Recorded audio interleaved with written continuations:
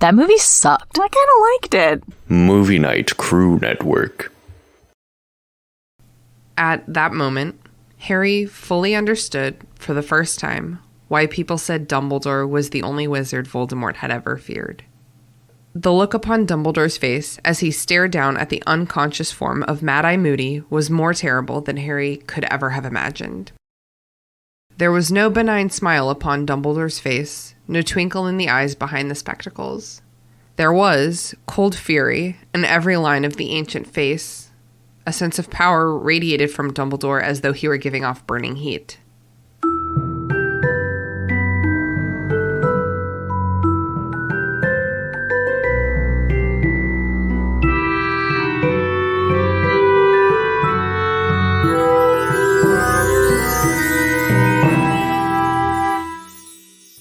What's up, potheads? Welcome to the Restricted Section, a show in which a bunch of nerds with potty mouths reread the Harry Potter series for the umpteenth time and discuss the way the story and its themes have stayed with the generation into adulthood. Thank you for listening. If you haven't done the reading, don't worry, we did it for you. Here's what we're talking about today. Chapter 35, Veritaserum. So we just really get the whole story in this chapter. It's everything you've been waiting for. So I'll just let you hear it for yourself. Sit tight, grab a drink. I hope you went potty during the theme song, because Barty Crouch Jr. is a talker.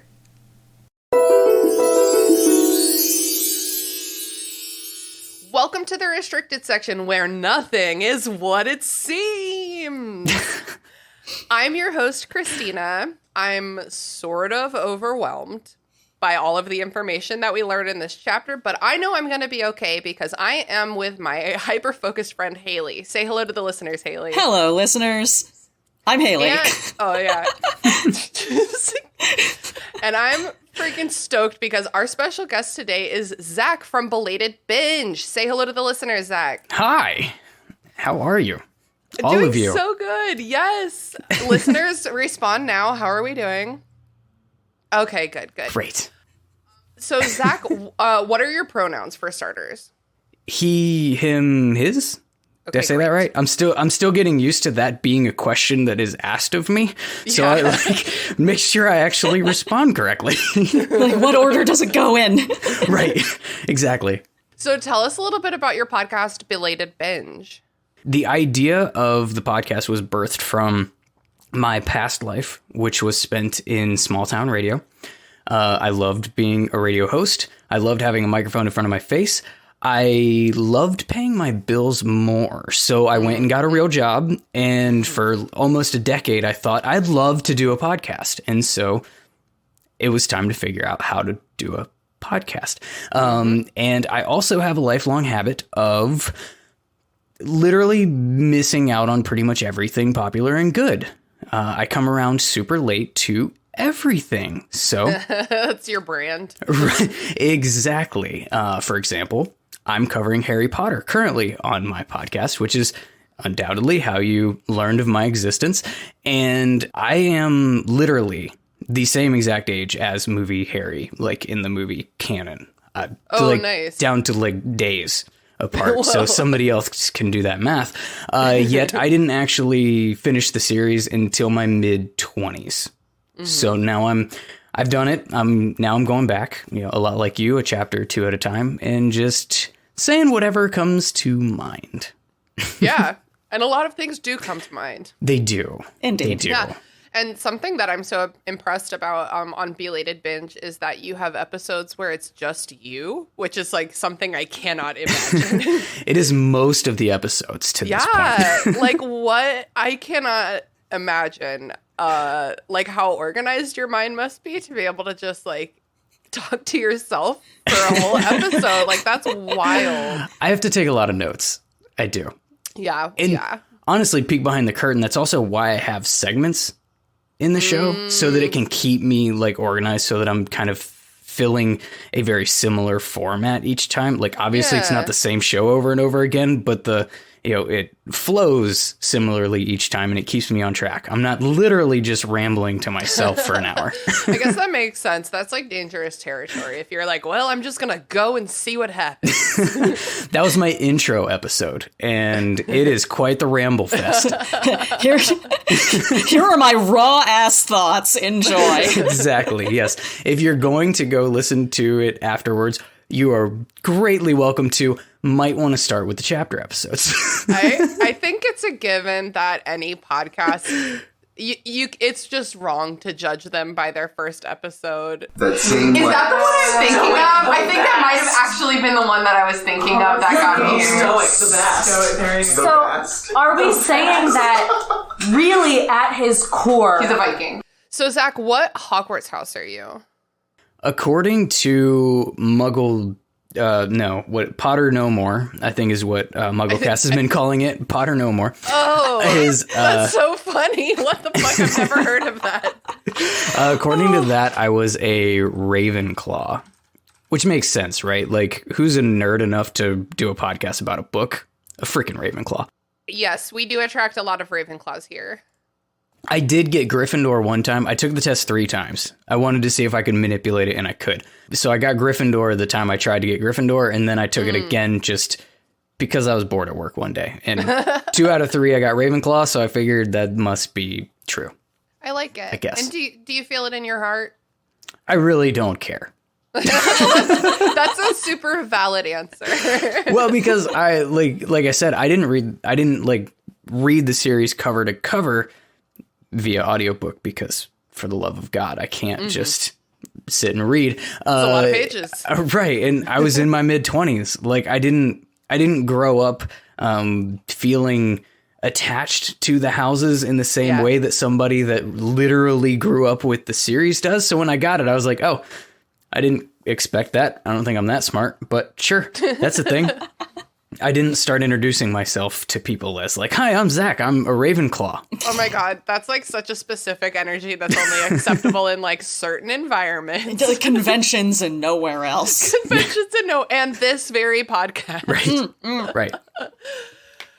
Well, we're so glad you're here. We're always so happy to make new like nerd friends. So welcome. Oh, I'm stoked. I'm super happy that you asked. Yeah. Very you excited. can tell that I've been watching, I've been catching up on last week tonight because my welcomes come in 3s. You know how he starts his episodes with, welcome. Again, one of those things that I would have to wait a decade and do a podcast over because I don't know what it is. It's about current events. You're going to really miss some shit. That would be so fucking funny to cover a current events show 10 years from now. Just reliving the late 2010s and early 20s. What did I hear? I think it's part of the Ringer podcast network. I think they're doing that. They're doing like a 2000s tabloid podcast. And that like, is a great concept. I think they said I think the way they describe it is they're telling the story of a decade through the trash that we all like took in or something like that. I'm like, that's really good. That's super valid because like I've been reading about archaeology a lot lately, and one of the most useful sources, yes, she says, trying not to sound annoyed, I know. One of the most useful sources for archaeologists are midden heaps, which are basically like what ancient people, like their trash cans, like where they threw all of their dump. Yeah, like the dump basically, and they'll just like dig through ancient trash and be like, this is how people were living. That is very noble of them. I guess it's probably like better than contemporary trash because it's at least like petrified and well, and like not actively because it's all gonna be gross. like bones or like broken pottery stuff like that. Like it's Yeah, you're right. Okay. Well, we need to get down to business because today we are covering chapter 35 of Harry Potter and the Goblet of Fire, Veritaserum. And am I pronouncing that the same way y'all would pronounce that? Mm-hmm. Yeah. Veritaserum. Yeah, I would never do it like that. I've been listening to the Jim Dale audiobook, which I've never listened to any of the Harry Potter audiobooks before, actually, until this book.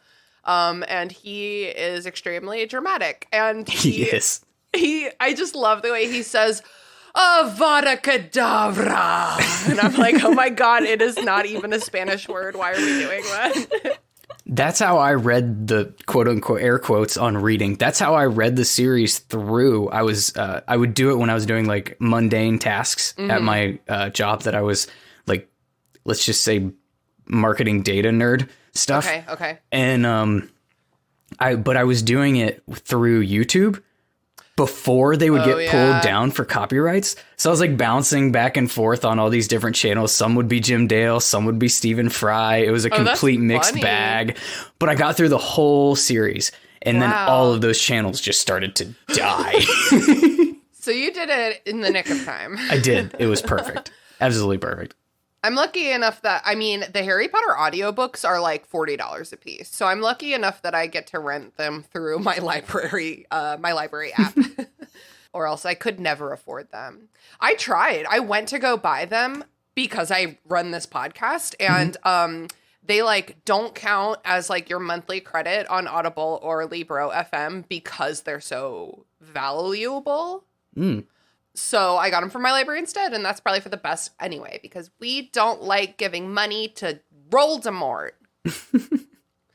You're the first that I've heard call her that, though. By the way, that's like patented to this podcast. Yes, I'm so glad. Hell and shout yeah. out to our friend Taylor who invented that 100 years ago, and we will never, ever, ever let it die. That's just her name now. Okay, so everyone just like fucking brace yourself for this chapter. Yeah. Veritaserum. We start with me sobbing because it's just so, the first like couple minutes of this chapter are a fucking nightmare. Harry has just port-keyed back to outside of like the maze, the third task maze, and he slams back to reality. He's like flat on the ground. He's clutching the cup. He's clutching Cedric's dead body, and he's like in shock, and he doesn't move, and he's just face down in the grass, listening and like feeling 1,000 people watching him, trying to figure out what's going on. No.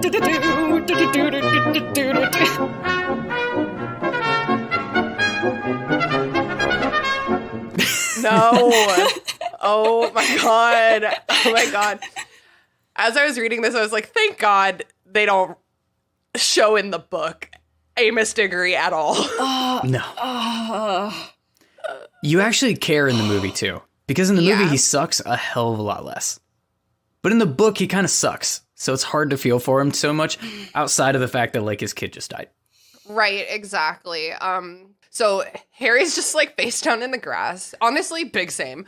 Like, that's exactly what I would be doing. Like, I'm just going to stay right here until someone comes to get me. There are certain moments in life where that's the only option. I'm just gonna go face down until I feel different. Like, have you guys ever, like, injured yourself badly and all you can do is just, for like 10 full seconds, you're just laying there like, am I alive? Okay, yes. Yep. I'm injured. This isn't good. Is this going to be okay? I don't know. Should I stay here?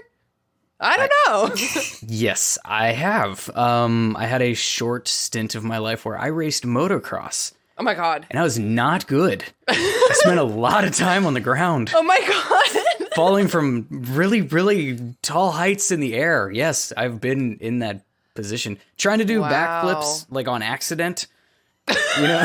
Jesus Christ. Oh my God. Yes. Yes, that pain is... Yeah. I know exactly what that sounds like. Haley, what about you? I don't often get physically injured, but she's an indoor girl. I am an indoor girl. But I have been dealt emotional blows that rendered me in kind of that state. Just like, this isn't a time to be standing up. You know? Yeah, for sure. Yeah.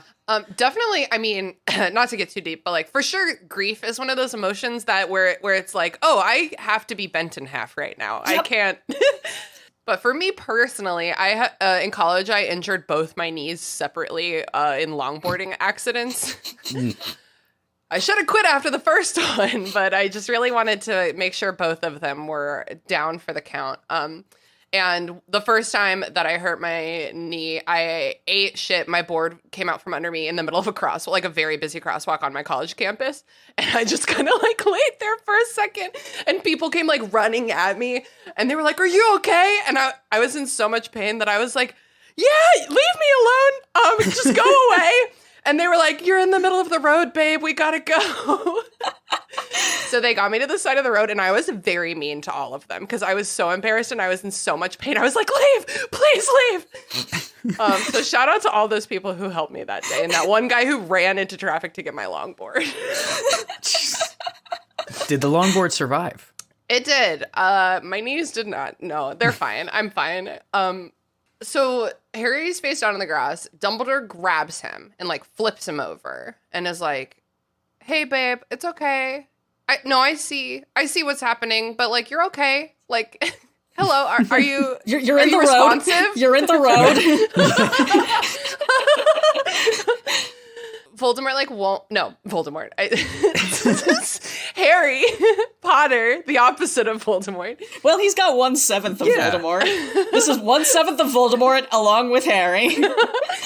He won't let go of Cedric. It feels important to him to like make sure that he like I think is like completing Cedric's final wish to be like delivered back to his parents. But with his free hand, he grabs Dumbledore's wrist and says, "He's back, Voldemort." Yeah. Dramatic pause. Yeah. Yeah, what do you say here? Yikes. Yeah. Shit. I think the only acceptable reaction is, and that's it. That's all you can do. That is the acceptable reaction. I feel like the only thing Dumbledore specifically could say in this moment is like, based on context clues, yeah, I kind of figured. But that's not what Harry needs to hear right now. Right, that's a dick move. Right. Dumbledore doesn't have time to respond because stupid Cornelius Fudge's stupid little head pokes in and he's like, what's going on? What happens? By God, Diggory's dead! And he like screams into the masses. Yeah. And everyone in the crowd is like, what the fuck? Cedric Diggory's dead! Did you hear? Cedric Diggory! Wait, who's dead? Cedric Diggory! He's dead? He's dead! Who's dead? Cedric Diggory! The worst game of telephone ever. Oh, God. Cornelius Fudge is not the leader for a time of crisis. I am inserting myself into this situation. Hello, I'm here to make everything worse. It's a fucking Gilderoy Lockhart energy. But not hot. Not even hot. Right. So, can I ask a question? Please do. Of you two? Because maybe you can make sense of this from a writing perspective that I cannot. But I've always kind of wondered, this whole, like, bringing Cedric's body back, and then the combination with Fudge, this is all just so that we can set up the mistrust from the Ministry, right? Like, we needed the proof that Cedric actually died. Right. But we needed it to just be Harry's word as to how and why, so that they could try to discredit him for the story moving forward. Like, that's the whole purpose of this, right? There's no other logical explanation of, oh, I need to get the hell out of this situation before I'm murdered, and I have to bring this limp, lifeless body with me. Yeah. I agree that it's not like a very good use of Harry's time as he's trying to escape certain death. The only thing is that, like, Cedric was like, take my body back. And, like, I'm sure Cedric's ghost was like, damn, that is a really big ask for Harry. But at the same time, like, I think that it's the only way to give my parents closure. Yeah. You know, is to, like, take my body back. You know, I think, it's definitely not the logical move, but Right. I can understand it because in, like, that kind of a moment, things become important in ways that, like, you can't really explain. So, like, in the movie, I think that there's a line where Harry's like, I couldn't leave him there, because, like, he knows logically that Cedric is dead, but, like, this is, like, 20 minutes ago, Cedric was still alive, so he, like, can't let go, and he could never live with himself if he left Cedric's body with these people. Yeah. Or like, I don't know which is worse, like Cedric's body being with the Death Eaters or Cedric's body being in a random Muggle graveyard, perhaps to never be recovered. You know what I mean? They're both terrible fates. They're terrible fates, but the only part that I would, like, we know what graveyard it is.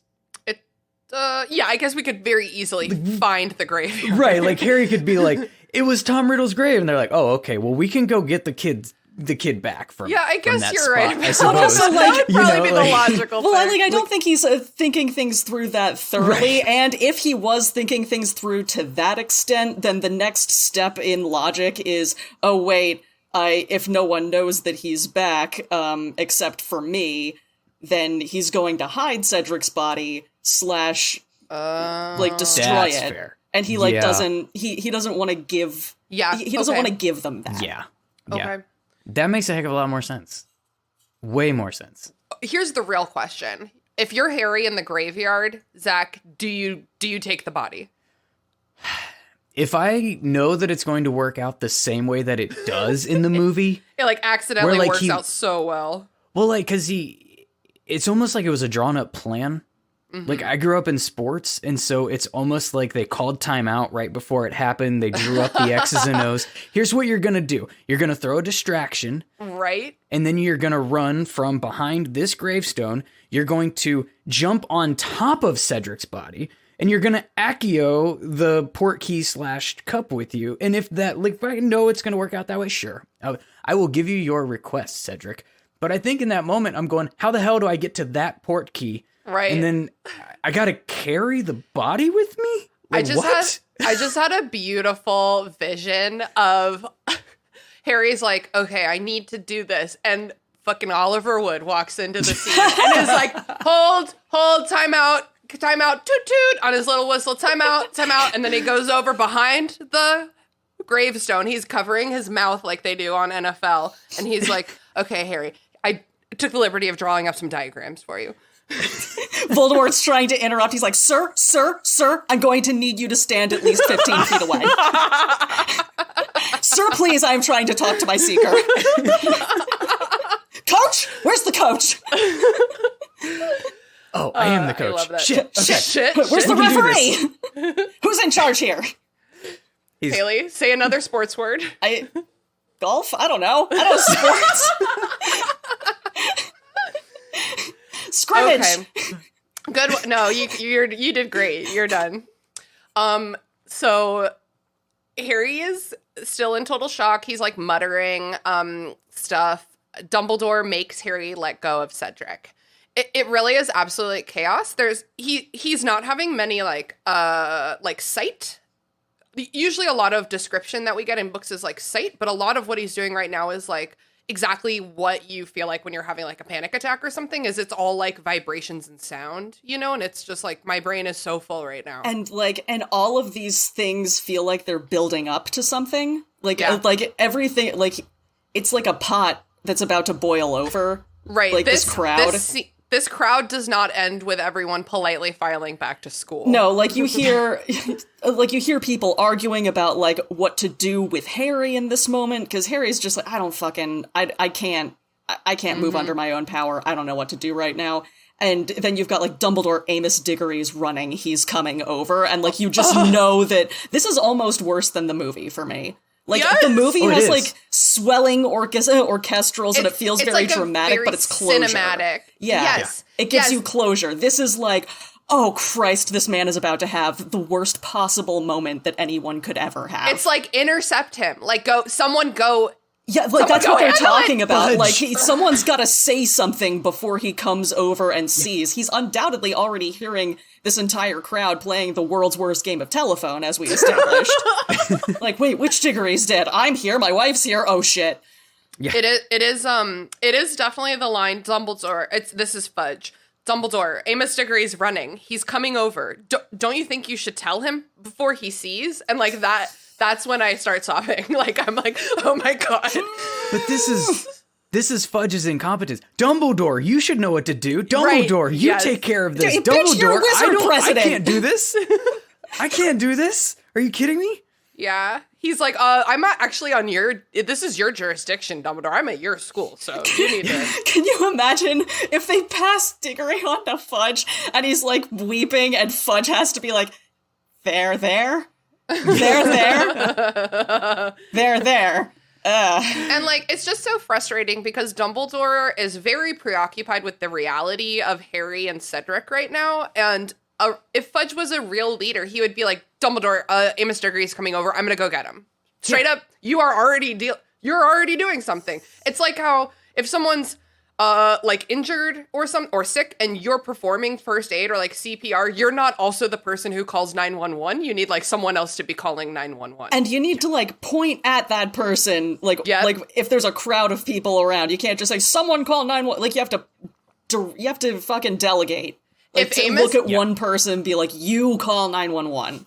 Yeah, if Dumbledore was a different kind of person, like for example me, I would have responded and said, Cornelius Fudge, you go get that man right now. I'm fucking busy. Yeah, someone should tell him. Someone should definitely go tell him before he sees Cornelius.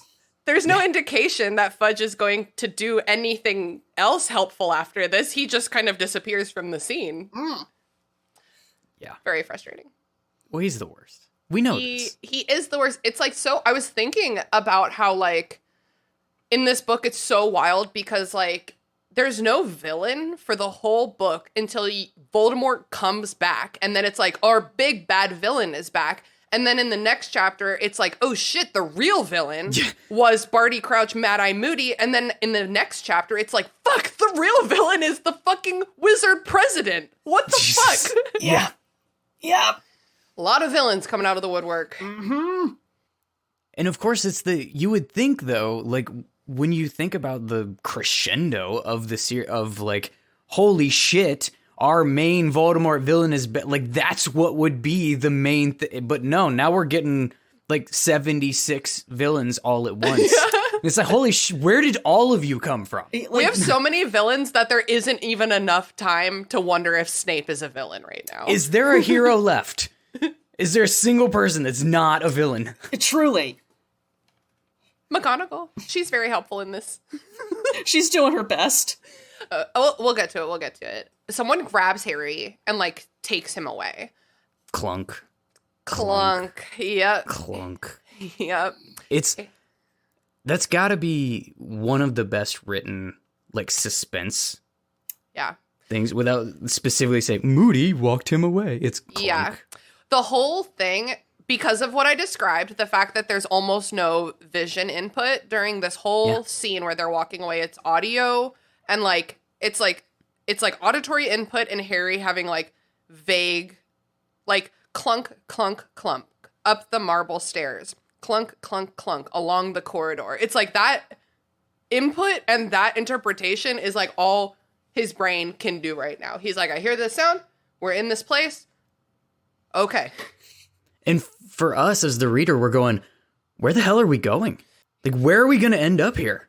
This is such a cool chapter to read. Like, this section right here is so cool to read knowing what happens because, like, there are clues. Like, if you're paying attention, like, you can tell what's coming. And, like, the biggest clue is that Mad-Eye Moody is, like, grilling Harry about what has happened. Yeah. And he calls Voldemort the Dark Lord, which is something that only his followers call him. Oh, my God, I have chills. That's when you know shit's about to go sideways. Yeah. And then he's like, go ahead, Haley. It just keeps feeling a little bit wrong just the whole time. Yeah, like, it doesn't set you off, but you're just, you've got red flags. You're not even fully aware of them on your first read through, but you're just like, what's up with Moody? Something doesn't seem right.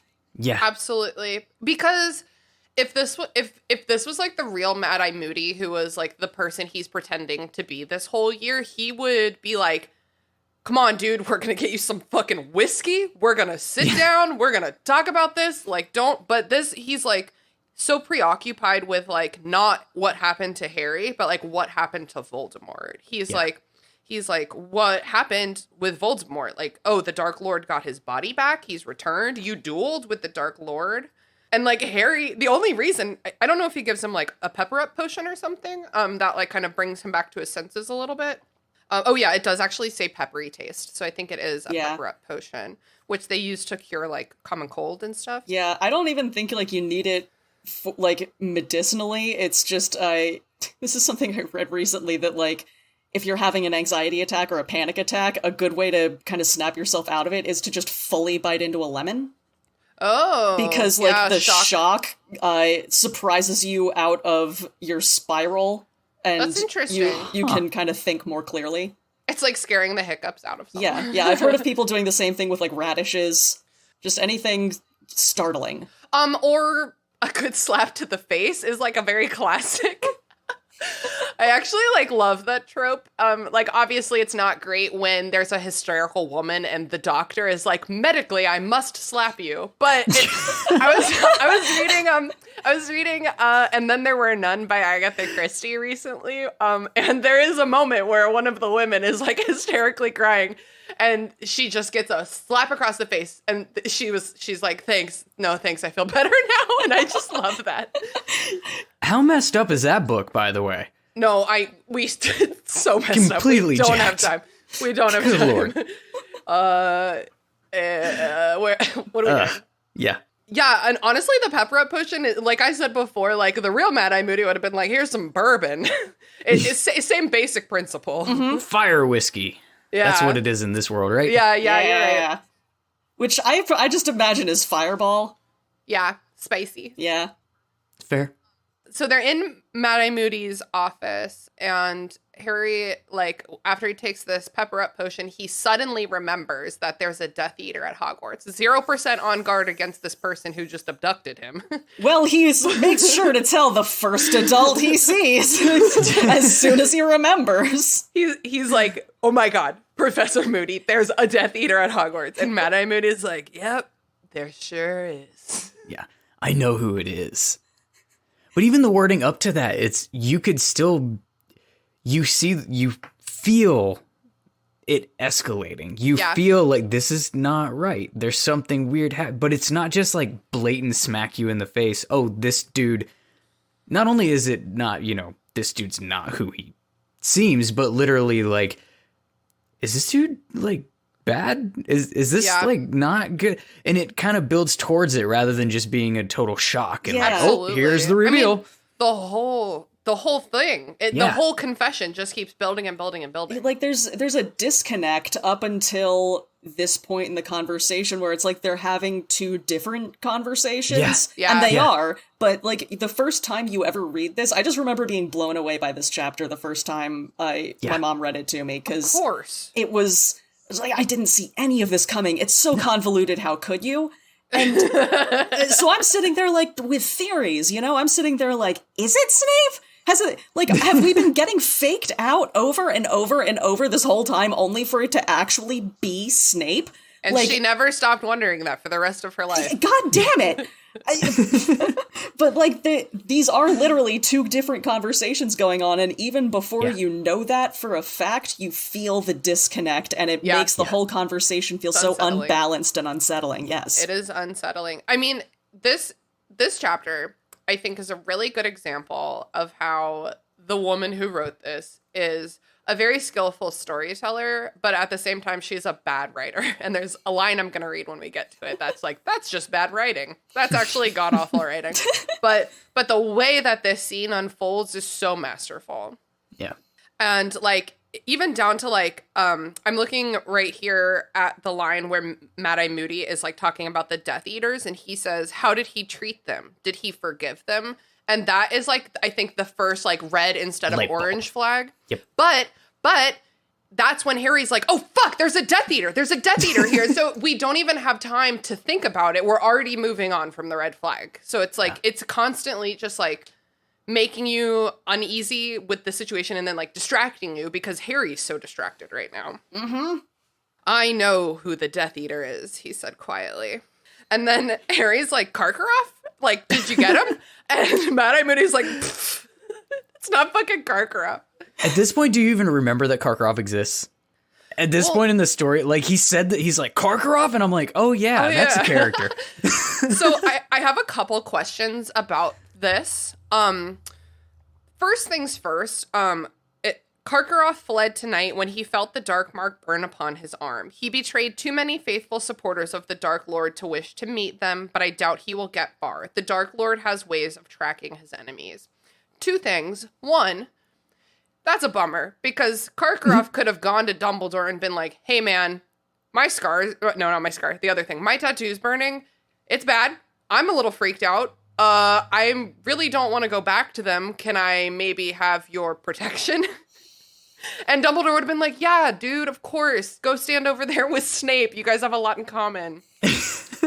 He needs a friend. He's like a cat that I've been keeping indoors for too long without another cat around.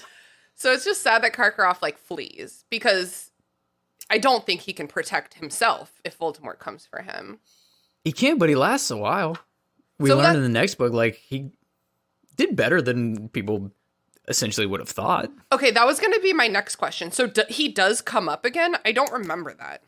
Yeah, he does. They say, I don't remember where, but it definitely is confirmed that he's killed in like book 5. I think he makes it. I think they state that he makes it like a year.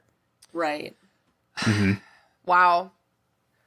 So I don't remember that they like confirmed that, and I was like, "Is this the last time we ever hear about him?" And he's just presumed dead.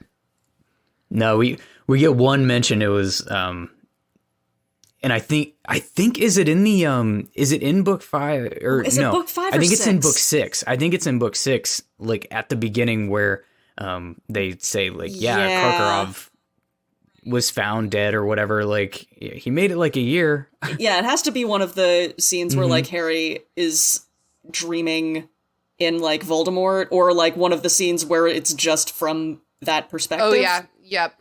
I'm on harrypotter.fandom.com, which is the resource I tend to go to for this stuff, and his death date as listed as between today, the day of the third task, and Harry's birthday next year. So they give him approximately a 13-month window that he perhaps dies in.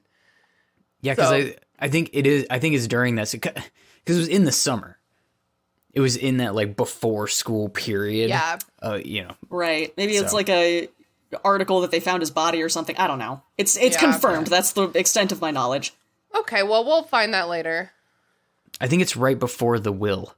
Oh, okay. And that stuff starts to go down with our new minister. Yeah, you could be right. Yeah. With the, threatening of the, youths with wands and... Yeah, that feels correct. And exactly how someone in that position should act. But we're not in that chapter today. We're not in that chapter today. Great segue. Thank you so much. All of these adults are always so responsible for children. Really, really good. Really good. So Harry's like, Karkaroff's gone. What? But didn't he put my name in the goblet? And Moody says, no. Moody said Moody slowly. No, he didn't. It was I who did that. And here's the thing. You don't have to tell Harry any of this. Mm-mm. He actually doesn't need to know. Mm-mm. But villain monologues are extremely dramatic, and Barty Crouch Jr. is a wizard. We've established wizards are all about the drama. He has to do this. He can't not. We're doing first a consensual villain monologue and then a non-consensual villain monologue. Harry heard but didn't believe. No, you didn't, he said. You didn't do that. You can't have done. I assure you I did, said Moody. His magical eye swung around and fixed upon the door. Blah, blah, blah. Moody drew out his wand and pointed it at Harry. He forgave them then, he said. The Death Eaters who went free. The ones who escaped Azkaban. Next line is the best line. What? Said Harry. Do you speak English? English, motherfucker, do you speak it? I mean, this is the shock, right? This is Harry going, I don't understand anything that's happening to me right now. He's that meme of the blonde, like, math girl who's like, you know what I mean? With, like, all the graphs. It's like whoa, what? What? And that's how you feel the first time you ever read this. Like, hey, No. This What? was a bad joke. It had to be. And then, like, Moody's getting, like, he's speaking quietly, and he's like, I asked you whether he forgave the scum who never even went to look for him. Those treacherous cowards who couldn't even brave Azkaban for him. The faithless, worthless bits of filth who were brave enough to cavort in masks at the Quidditch World Cup, but fled at the sight of the dark mark when I fired it into the sky. What? You fired the dark mark into the sky? What are you talking about? Say what again? Say what again, motherfucker? I dare you. I double dare you. Say what one more goddamn time. And that's kind of like the tipping point. And he's like, I will proclaim all now. And I bet you're wondering how I got away with it. He's like, literally, Harry, you piece of shit. I told you that if there's one thing I hate more than any other, it's a Death Eater who walked free. You dumb idiot. There's two ways of looking at that. What I told you was true from a certain point of view.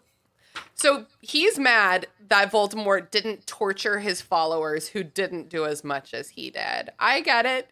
You want extra credit. Daddy issues, whatever. Yeah. He talks about that. Oh my god. Oh yeah. Yeah, he does. Where is that? It's something about I'll be dearer to him than a son. I think it's toward the end of the consensual monologue. Yeah. Okay, we'll get there then. Yeah.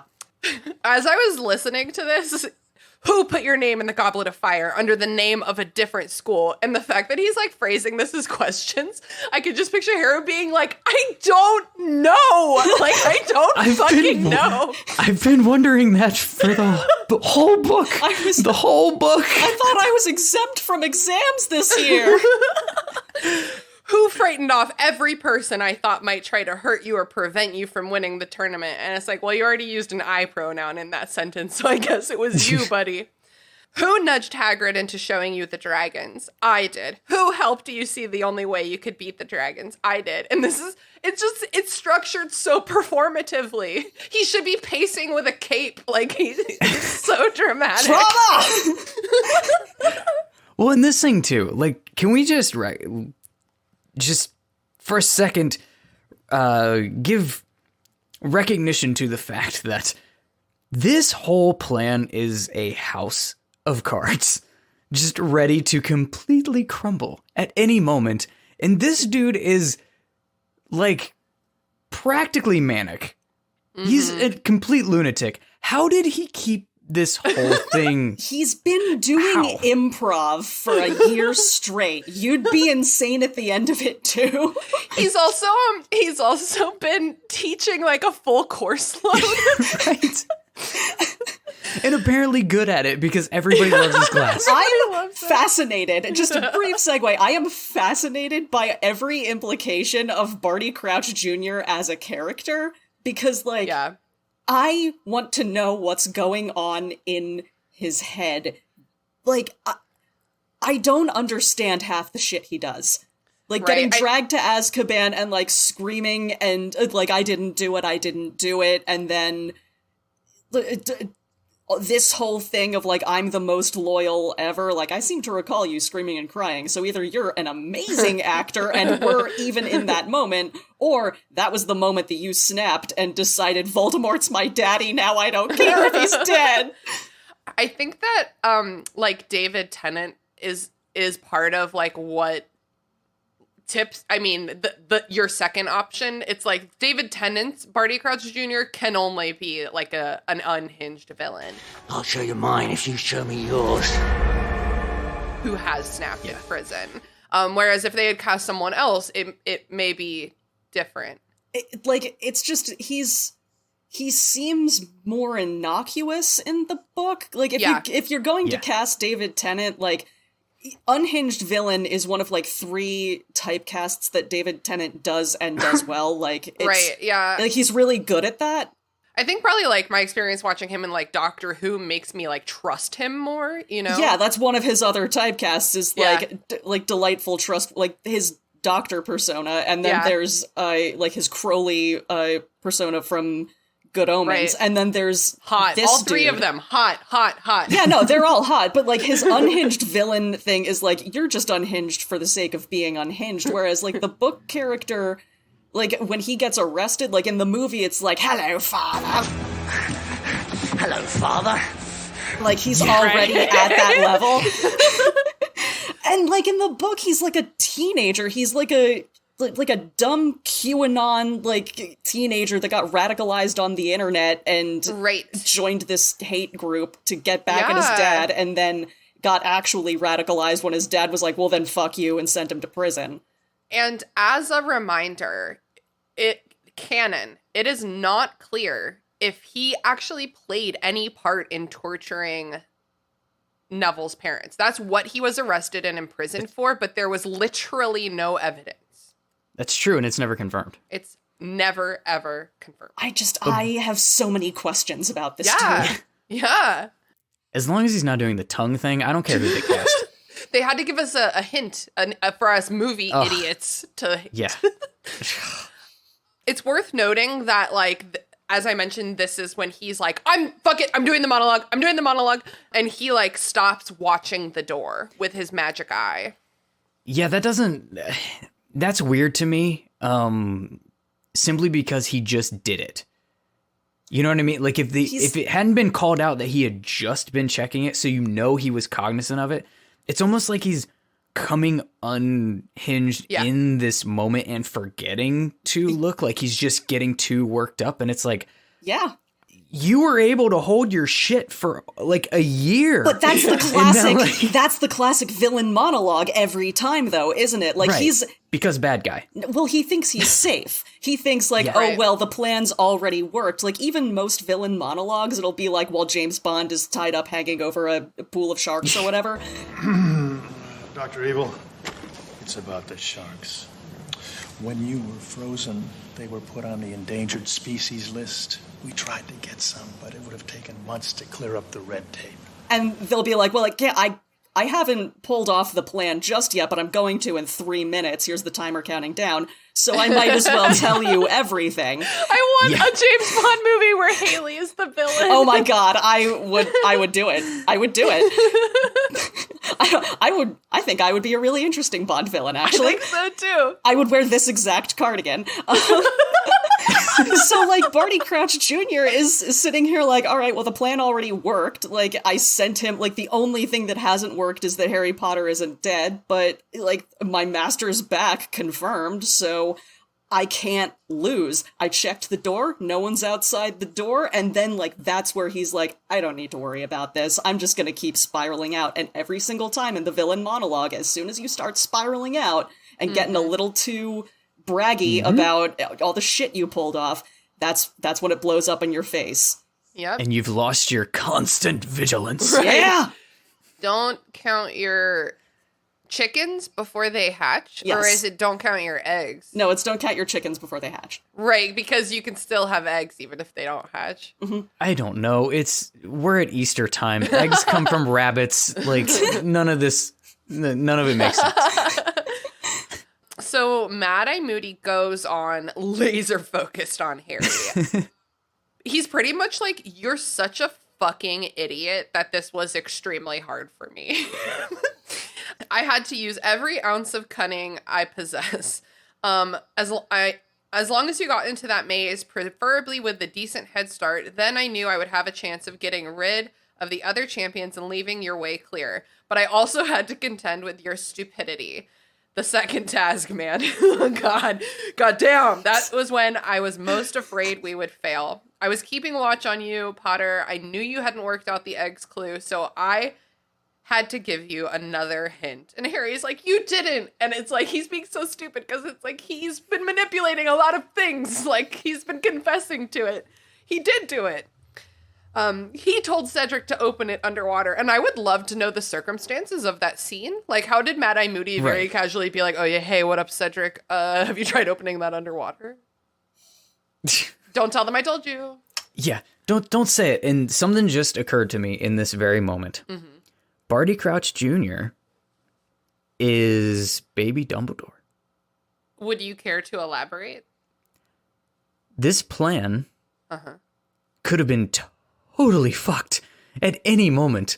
And he was relying on manipulating circumstance and people around Harry to make it all fall into place in the way that he wanted it to. And ultimately sacrifice Harry. Yeah, and also part of that manipulation relied on the assumption that all of these people are going to play by the fucking rules all of the time.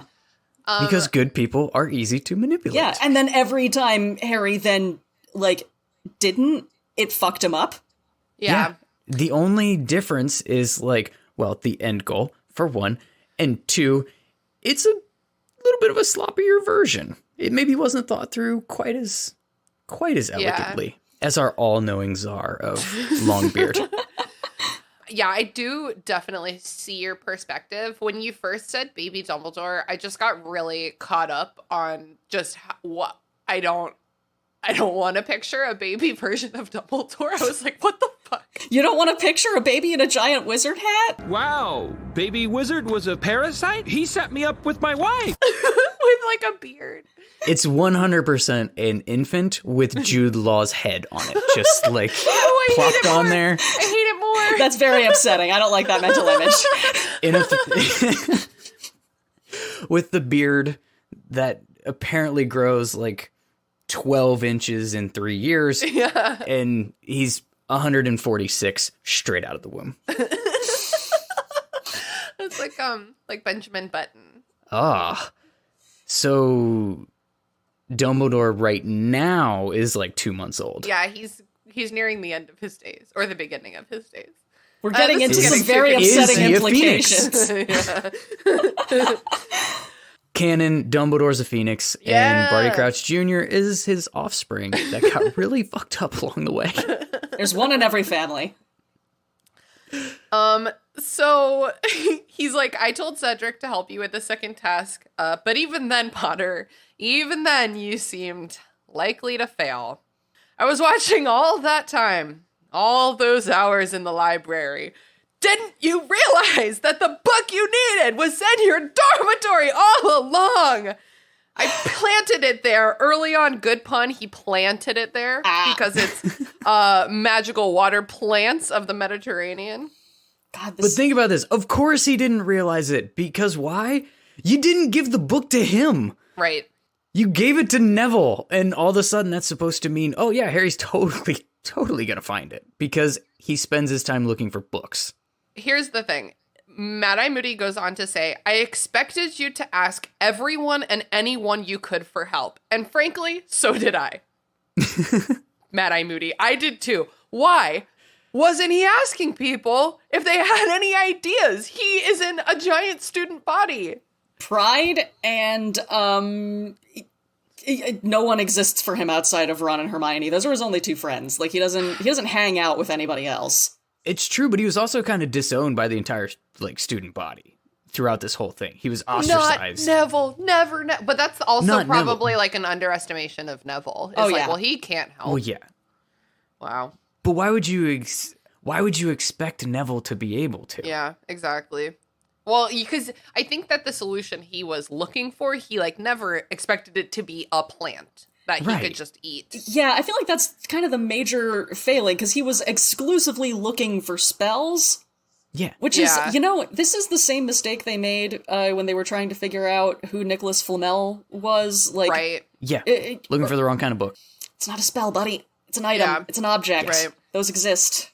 So then Mad-Eye Moody goes on to say, okay, well, you have a streak of pride and independence that might have ruined all. So what could I do? Feed you information from another innocent source. You told me at the Yule Ball a house elf called Dobby had given you a Christmas present. I called the elf to the staff room to collect some robes for cleaning. How weird to call the kitchens and be like, yo, send up Dobby specifically. I got some weird socks here. I staged a loud conversation with Professor McGonagall about the hostages who had been taken and whether Potter would think to use gillyweed. And your little elf friend ran straight to Snape's office and then hurried to find you. I wonder if McGonagall was like, yeah, he's probably not gonna fucking think of that. He's not the brightest. I don't know if you've noticed. Barty Crouch is standing there trying really hard not to be like, you don't say. I'm also imagining McGonagall standing. Why are you yelling at me? I'm right here. Why are you talking so loud? Oh, another drunk Scotsman. That doesn't even work. She's also Scotch. Maybe that's what it was. They were both just hammered. Oh, you know what? We have established that there is for sure a liquor cabinet in the staff room. Yeah. Maybe they're just, like, getting drunk because they're sick of the tournament already. Oh, and Dobby doesn't have to go to Snape's closet for this. Like, they have gillyweed, they have fire whiskey, they've got butterbeer, they've got the whole slew right there in the staff room. Yeah, take your pick. Flu powder. Sorry, we can't keep doing this. Gillyweed is basically olives. Sorry. It's like charcuterie. So Harry keeps noting the figures in the faux glass. He's like, they're a-moving. Here they come to save the day. Yeah. You were so long in that lake, Potter, I thought you had drowned. But luckily, Dumbledore took your idiocy for nobility and marked you high for it. I breathed again. And so did Harry after the gillyweed wore off. Hey. Basically, he's like, I cleared out that fucking maze for you. Harry stared at Moody. He didn't see how this could be, blah, blah, blah. The foggy shapes in the faux glass were sharpening, had become more distinct. Harry could see the outlines of 3 people over Moody's shoulder moving closer and closer, but Moody wasn't watching them. His magical eye was upon Harry. So, let's talk about the faux glass. First of all, the book hyphenates it, and that's grammatically incorrect. Second of all, a faux glass has to be, like, magically bound to a person.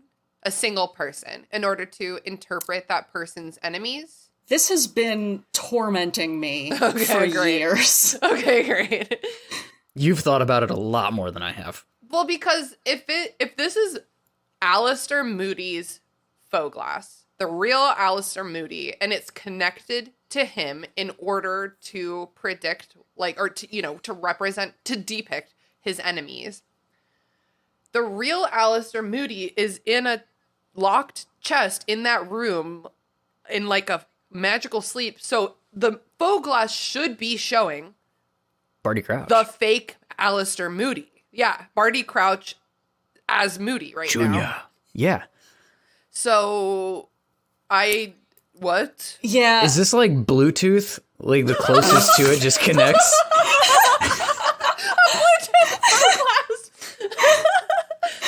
I fucking guess, man. Maybe the mirror's like, well, you have the same DNA. I don't know. Okay, I'll fucking get into the DNA shit too in this chapter because there's so much. No, you're thinking the same thing that I'm about to bring up, Zach. I guarantee it. But Here it goes. Maybe the faux glass works like an internet router. And he had to, like, there's a button and he had to hold it down for 10 seconds and reset it and then enter, like, the default password and, like, and then create a new password and now it's his. Well, no, what probably the exact same process as that. But thinking about him in the position that he's in and this total house of cards that he's built and this weird imposter syndrome that he has to be feeling because, oh shit, I'm pretending to be this dude, and imposter. Dumbledore could straight up murder me at any point in time. Is that what imposter syndrome is when you are an imposter? Yeah, probably. But perhaps knowing what the tool is, he did whatever reset he needed to do to calibrate it to his enemies, so he could see them coming. He's just not paying any attention to it right now, right? Because he's plot. Busy. Because monologue. Yeah, monologue. Yeah. It's behind him. He's not looking behind him. If he was pacing, he might have seen it. Alas, he is not. Mm-hmm. Well, I guess he maybe has a hard time walking. Well, okay, that brings me to my second point. Okay. Which is, it can't however he does recalibrate this thing, it can't be DNA because Polyjuice Potion cannot be entirely DNA based because, like, a missing leg, if you've got if it got, like, blown off, is not part of your DNA. Oh, we call it DNA plus? That's incorporated in the plus. But also, he's not, like, when they open the chest, he's very specifically cut chunks of Mad-Eye Moody's hair. You don't have DNA in your hair. It's like the thing that attaches it where The there's follicle? any, the Root follicle, ball. where there's any DNA. So he's just like putting dead, like clipped fingernails, essentially. Essence of Moody. But it's not essence of Moody, it's dead keratin. There's no DNA in there. Okay. I guess I never thought. I always pictured that as like chunks missing, as in he like ripped it out, not literally. They like, they cut specifically it out. say cut. I looked. Interesting. Okay. Well, that's just dumb.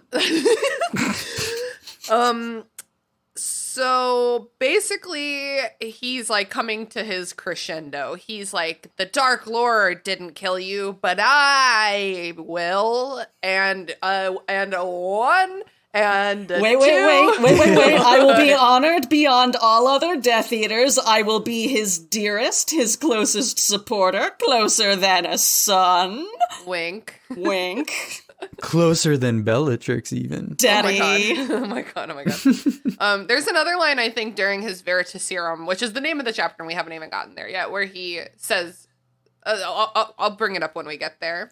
But like he does no, have it's right. like It's right here. It's right here. He does have like a whole bit right here about like his daddy issues. The Dark Lord and I have much in common. Both of us, for instance, had very disappointing fathers. Very disappointing indeed.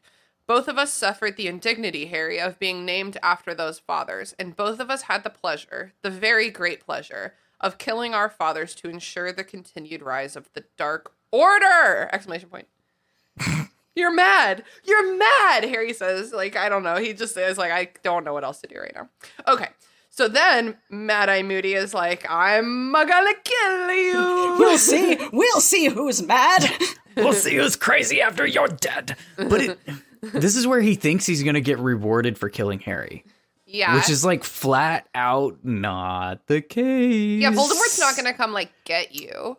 No, he's gonna be pissed because he wants to do it. Yeah, he's not gonna be daddy. Daddy's gonna be angry. A Maddie daddy.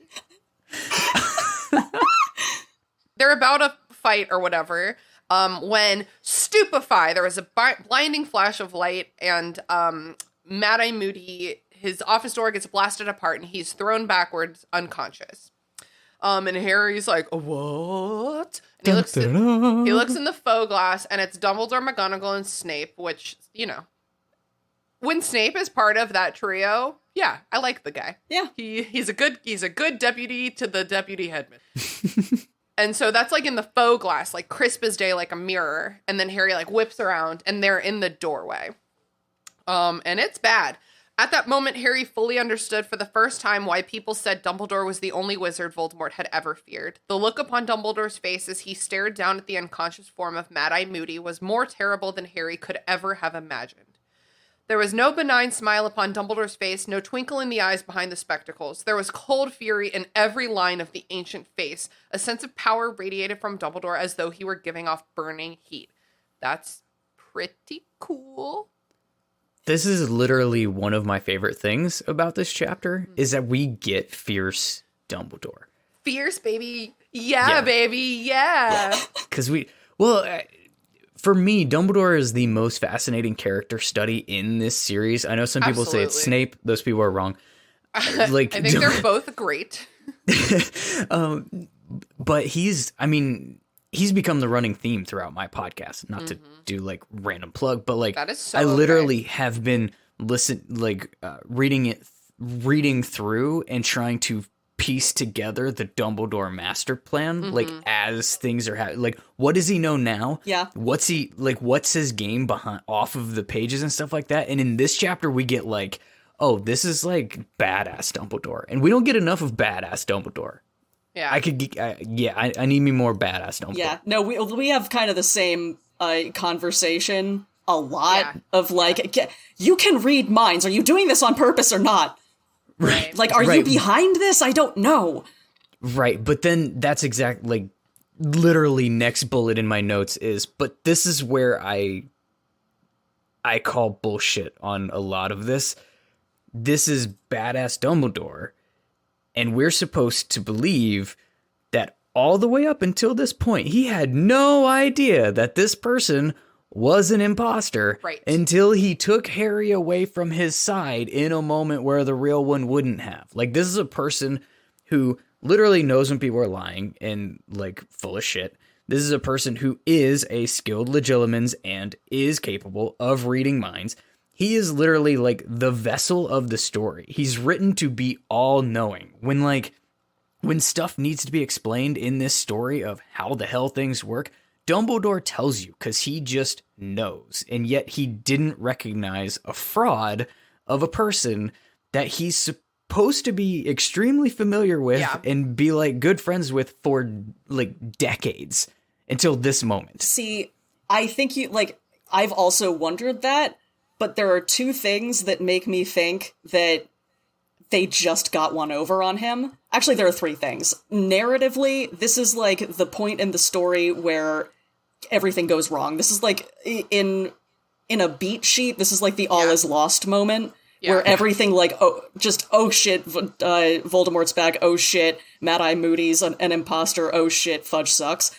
Like, Cedric's dead. You forgot Cedric's dead. It's like in terms of like the lasting consequences of everything that's happening right now, and like the kind of cherry on top thematically is like, oh, and the adults that have been protecting me up to this point aren't omnipotent, aren't omniscient. They can't fix everything, and sometimes they can be lied to. Practically speaking, the other two things that make me think Dumbledore actually did get tricked is that Barty Crouch Jr. was apparently pretty far into Voldemort's inner circle, and Voldemort taught occlumency to a lot of his supporters. Yeah, and that's something that, like, Mad-Eye Moody would be good at occlumency. Right, and he mentions during, like, the whole Veritaserum incident that he kept Mad-Eye Moody around under the Imperius Curse to basically get all of his character traits and habits and all of that down, so he's been, like, practicing. That's the part, that right there is the part that makes me almost go the other way. The fact that you had to practice, you had to interrogate this person, and you've been doing it all year to get better at it. The idea that at no point did he have a slip up to at least make Dumbledore go, that doesn't seem like Moody. Yeah. That's a little weird. That's a little off. It's probably really hard to, like, keep up that facade for so long. And this is why I want to know more about him. And never just accidentally, like, oh yeah, my mom died last year too. Or like something that's just like, I don't know, like something that's just like, obviously that's not something that happened to Mad-Eye Moody. Like, yeah, like the movie gives us a little bit of tip in the direction of like, this dude's kind of jacked in the head when he's doing the demonstration in the classroom of the three unforgivable curses, and he gets to the Cruciatus curse on the spider, and he's like, you can tell, like, visually he's really enjoying torturing the shit out of that spider. Like, something like that, Dumbledore would be like, that's not normal. But that's a movie thing. Like, in the book, that doesn't quite happen. I know, I'm using it as an example of like that type of moment. Type of thing. Nothing like that ever happened to this point when these two were supposed to like think that they're spending a lot of time together. Yeah. In Dumbledore's like alone. Well, they aren't necessarily. Like, well, he's there for like everything. Yeah. Every time we get to Dumbledore's like office and the minister's there or like anything, like Moody is right there next to Dumbledore. Yeah. He's like, well, that's because for plot Harry the whole time. Like Harry has to be like interrupting a conveation so that he overhears the conversation. Right. It's just odd. I think it's like unreasonable to think that that Mad-Eye Moody and Dumbledore have had like zero interpersonal interactions this whole year. No, I'm sure that they definitely have, but I also am sure that Moody's been like, or like fake Moody has been trying to cool, limit that. Like, I can do tea like once a week. I can fit you in. But I am just like, I'm just really tired these days. I actually hate children, so this is taking a great toll on me. If anyone needs me, I will be in my office for hours on end. If you hear me trying to maybe do voices or something, that's just me practicing for the community theater. Don't worry about it. If you hear screaming, it's fine. It's fine. The leg, it's just sore now. Yeah, I scream that it's sometimes. Gone. It's all the PTSD. It's terrors. It's wand terrors. Take that however you want. So Dumbledore steps into Mad-Eye Moody's office and he kicks the unconscious body over to like look at his face. And then Snape and McGonagall enter too. McGonagall goes straight to Harry and is like, Jesus fucking Christ, let's get this kid to the infirmary. And Dumbledore's like, no. No healing for you yet. He says this is like the dumbest shit. He will stay, Minerva, because he needs to understand. Understanding is the first step to acceptance, and only with acceptance can there be recovery. He needs to know who has put him through the ordeal he has suffered tonight and why. What do we make of that? I love this, actually. Okay. I 100% love this, because this is, for the shit that Dumbledore takes throughout the series of keeping Harry in the dark and like not telling him things and not being forthcoming with information. Yeah. I love that in this moment. I mean, granted, we need Harry to be there because otherwise we don't know what's actually happening. But I love that he's just like, no, he's gonna watch. He's been through shit. The person who put him through that shit is right there on the floor. Yeah, and he's gonna be here to get at least like the clarity of like, what the hell just happened to me? Yeah, I think there's also an element of like his day was already ruined. It's right. True. It's like it's not gonna get better from here. Like this isn't gonna make it worse. Can't hardly traumatize him any further. Yeah, he's reached capacity. We're gonna get to the bottom of this, Harry. So that is not Alastor Moody, Dumbledore said quietly. The real Moody would not have removed you from my sight after what happened tonight. The moment he took you, I knew, and I followed. First of all, the moment he took you, I followed. That can't be right. There's been at least like 8 minutes that have passed. He was following very slowly. He got stuck at the light. You know, when you guys went through and it was yellow, he got caught. You know? Exactly. There was a funeral procession. He had to wait and be respectful. It was Cedric's funeral. I would never presume to know all of Hogwarts' secrets. While just last week, while trying to save one of my students from being murdered after another one had already been murdered, I took a wrong turning on the way and found myself in a room full of chamber pots. And McGonagall and Snape couldn't help me get there any faster. Snape can turn into a fucking bat, at least in the movie, and McGonagall can turn into a cat, and they're just walking at grandpa pace, just like, all right, we'll get there when we get there. He's not swimming, okay? He doesn't move very fast these days. He's 150. Okay, so here's the other thing. The real Moody would not have removed you from my sight after what happened tonight. Is that really, out of all... That's what I'm saying. Exactly. Like, this is the only thing that's happened to make you just... Like, you didn't have any thoughts or, like... It's such a small thing. Like, surely there's been some other small clue. This is something. This is a dumb clue. I actually, like, really hate stuff like this in books where it's, like, the only explanation for this is that he's an imposter. Not that he he made a choice that I don't understand, you know? It's like he's an imposter. Well, like, even thinking back to book 1, and it's fresh on my mind because that's what I just finished. Like, you get we later get the, in the Prince's Tale memory that Dumbledore had done the thing with Snape where he's like, hey, keep an eye on Quirrell. Right. Like, he has to have had at some point in time I think I'm going to keep an eye on Moody. Yeah. Moment in this, or this second wouldn't have gone so drastically from, this is a very trusted friend of mine that I have known for at least 30 years and probably been through some real shit together, to, this is a complete imposter. There's no way this could be the real thing. This has to be Polyjuice Potion. I mean, okay. This is, I would like for there to be like a better reveal, but also keep in mind, even if Dumbledore didn't necessarily suspect Moody throughout the year, he has known that there's a mole. He knows that something has been going on. Amiss. Like something's definitely been amiss, and he's been definitely like keeping his feelers out for it. And I think that this one discrepancy could feasibly tip like the dominoes of him being like, I see. wait a second, wait a second, wait a second, wait a second. I buy that. I buy that presentation. And it was all of those seconds that it took to cause the delay for him to be following so slowly. Haley, after you're done with your role as the villain in the next James Bond movie, I would love to cast you as Dumbledore in the Harry Potter remake. I'm down. Not I'm even down. young Dumbledore. I want you to be old Dumbledore. Good. Yeah. Start growing your beard now. Please. I can, and I will. So Dumbledore pulls a flask and a set of rings out from Mad-Eye Moody's pockets. He sends... Okay, I'm going to read this.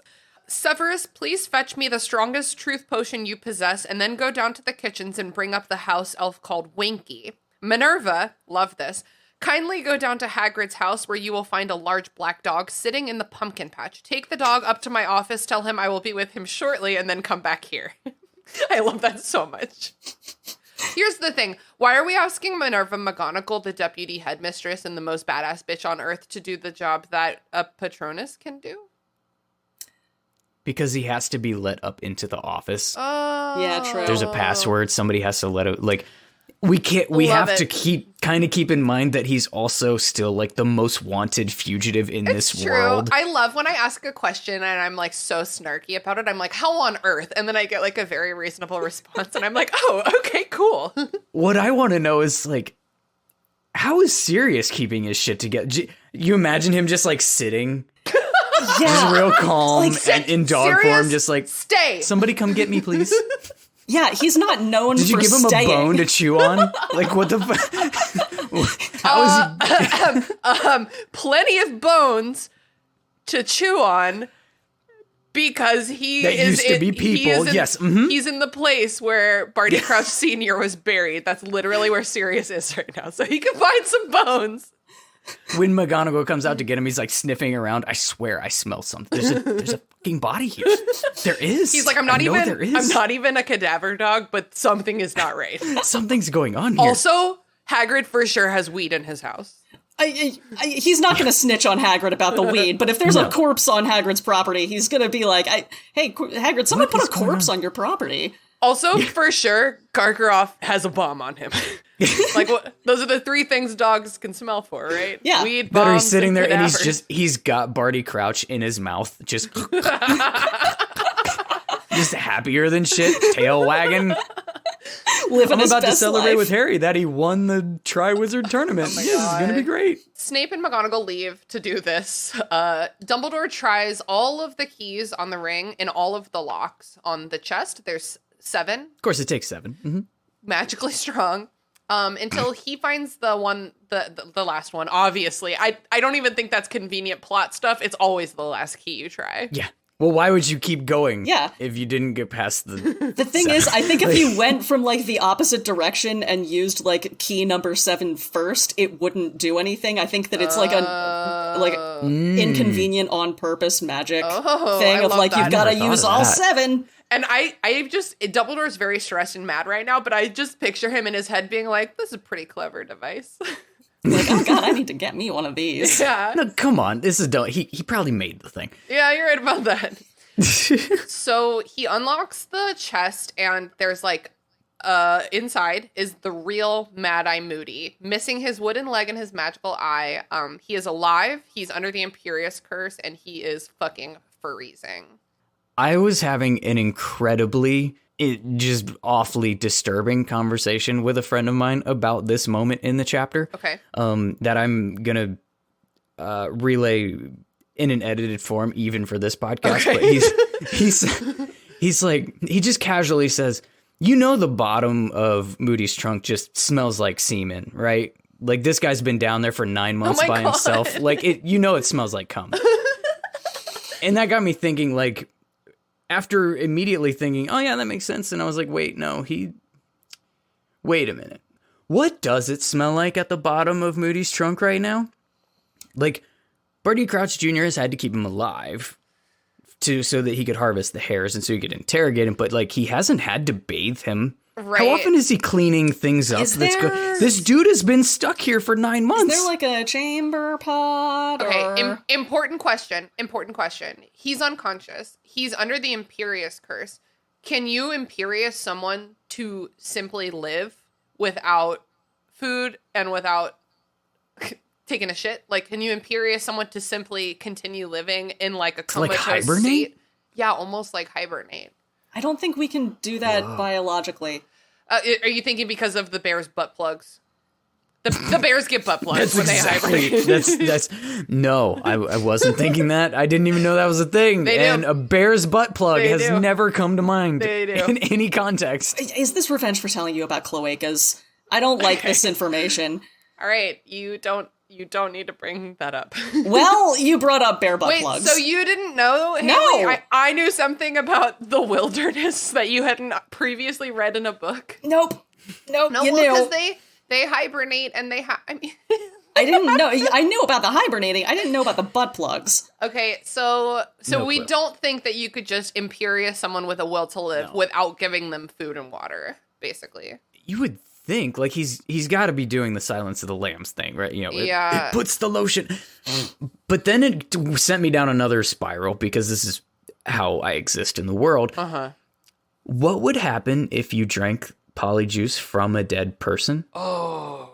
Do you become an Inferi? Whoa! Oh my god. If not, how does Inferi actually happen? Could it be that like the dead body and it's some sort of polyjuice-ish with the dead body that makes the Inferi? I happen to know from our recent Behind the Magical Bastards bonus episode about Tom Riddle that at the very least, the Inferi in the cave with the locket are victims of Voldemort, personally. Like, he kills people and just throws them in the cavern. So I don't know if maybe he has to do, like, a spell on them, or, like, I don't really know. It seems like you would need to do a spell. Like, it's like a Gotta do something. zombifying something. situation. Yeah. Right. Also, zombie is brought up in the first book. And I lost my mind. I was like, what is the difference between an Inferi and a zombie? Oh, yeah. Maybe one's malicious. An Inferi is, like, trying to get you, and a zombie's just hanging out. There's a lot of literature where it's like they would be covered in shit right now and they don't mention it. Like, I just finished reading the first Hunger Games book, and PETA is like he like in like the funniest move that a cake maker could possibly make. He is like dying slowly, so he disguises himself in like the banks of a river as mud to like die slowly over the course of like a week. And Katniss finds him and cleans him off and is like, I'm in love with you now. And they're like making out. And I'm like, he for sure is covered in his own shit right now. He's been just chilling there. Right. And like, you would think that Barty Crouch Jr. is only cleaning up when he has to come down there. Well, because you also have to remember that he can clean magically. So maybe he just doesn't even look. Yeah, and maybe just there's like a cleans with, corner. swoop. he can, but like, if Moody could do magic right now, he wouldn't be in the damn trunk. So, Right. like, as he's sitting there for however long in between feedings and whatever, like, what is Interesting. this? What is this? Do you think there was a learning curve of Barty Crouch Jr. being like, and just sit there, and then like goes down the next morning, and like Moody's just sitting there and has fully shit his pants, and then having to be like, just sit there until you have to take a dump, and then use that corner when you have to take a dump. God, Right. Why do I have to explain these things? you Potter, you're useless. You're all idiots, I swear. It's like Mad-Eye Moody's like tiny act of rebellion. Like, he could have gotten up and used the chamber pot, but he didn't want to. He's trying to be difficult. He's not going to just be a nice You are innocent going prisoner. to wipe my ass. Yeah, exactly. Honestly, I would do that in this situation. Like, Yeah, I think so too. I'm that level of petty. Shit myself out of spite. You said not to move. I didn't move. Okay, Watch me not move for 9 months. we have to move on from this. This chapter is so much longer than what we've done so far. So Dumbledore, first of all, Dumbledore pours out the flask on the floor. Why? Why? Drama. Dramatic effect. He assumes that the imposter forgot to take his hourly dose in the excitement. Obviously, he's right. This is bonkers to me. It has to be taken on the hour. That's the stupidest every shit hour? I've ever heard. Sure, every hour, but why on the hour? We have plenty of polyjuice to come in this series. Like, an infuriating amount of polyjuice to come. And you know all that shit took longer than an hour. All of it. And, yeah, I can't. And because, alas, it wears off right now. Yeah, so in the movie... Mad Eye Moody How long was this gonna last? Yeah, Mad Eye Moody's like, oh no, I'm out of polyjuice potion. And it's like, okay, well, it takes a month, so you're like a month behind on this. Yeah. But in the book, he just is unconscious, so that's why he can't drink it because he's knocked out on the floor. Yeah. But, that's what was happening. Dumbledore was waiting for the top of the hour to come save the day so that he could then, turn back into himself. They've actually been standing outside that door for 20 minutes and Dumbledore just had a stopwatch on him and Minerva was like, can I save my student? Can we just go in now? and... No, he'll be fine. He'll be fine. He conjured tea and they're just out there. He's gonna monologue for like 15 minutes. It's fine. Oh my god, that's so fucking stupid. And 3, 2, 1, ba-bam! Okay, everybody look pissed. Let's go. All right, so within a few minutes, the imposter transforms into Barty Crouch Jr. Junior. I always do it so much more dramatically than it actually is. So then Snape, McGonagall, and Winky all come back. So, real quick, just want to clarify. We brought Winky here just to upset her, right? I think we brought Winky as a cooperation and also for her sake. Why do you need what? Well, wait, hold on. I'm so sorry. What's that word? Corroboration. Corroboration. Yeah. Why do you need corroboration if you are interrogating someone under Veritaserum? I guess in Dumbledore's mind, he doesn't know what's gonna happen, what he's gonna say. Okay, right. So Winky can confirm, deny, or maybe Winky needs to hear this shit too. Or I think that's part of it. These are two people, beings, two beings. Go with beings. Two piles of flesh. That's disgusting. They were involved in the same, they were in this story. Yeah. Both of them played a role in what's about to come out, so we should probably have them both in the room if we have the option. It just seems like it's designed to make Winky. It's designed to be look what you did. Look what you did. I kind of go the other, I also think that there's part of this where it's Dumbledore going, this house elf has been a drunken mess, completely depressed.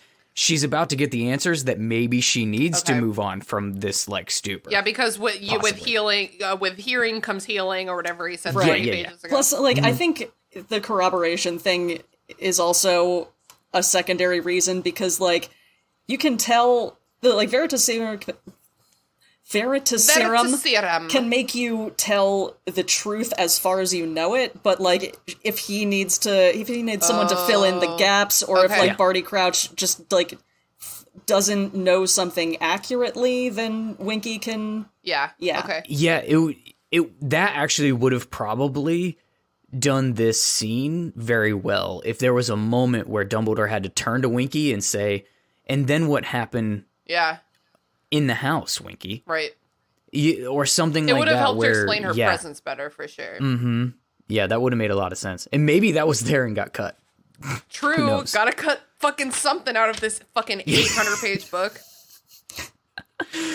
Snape hands over the Veritaserum, and Dumbledore brings Barty Crouch back. He re-enervates him. I don't know.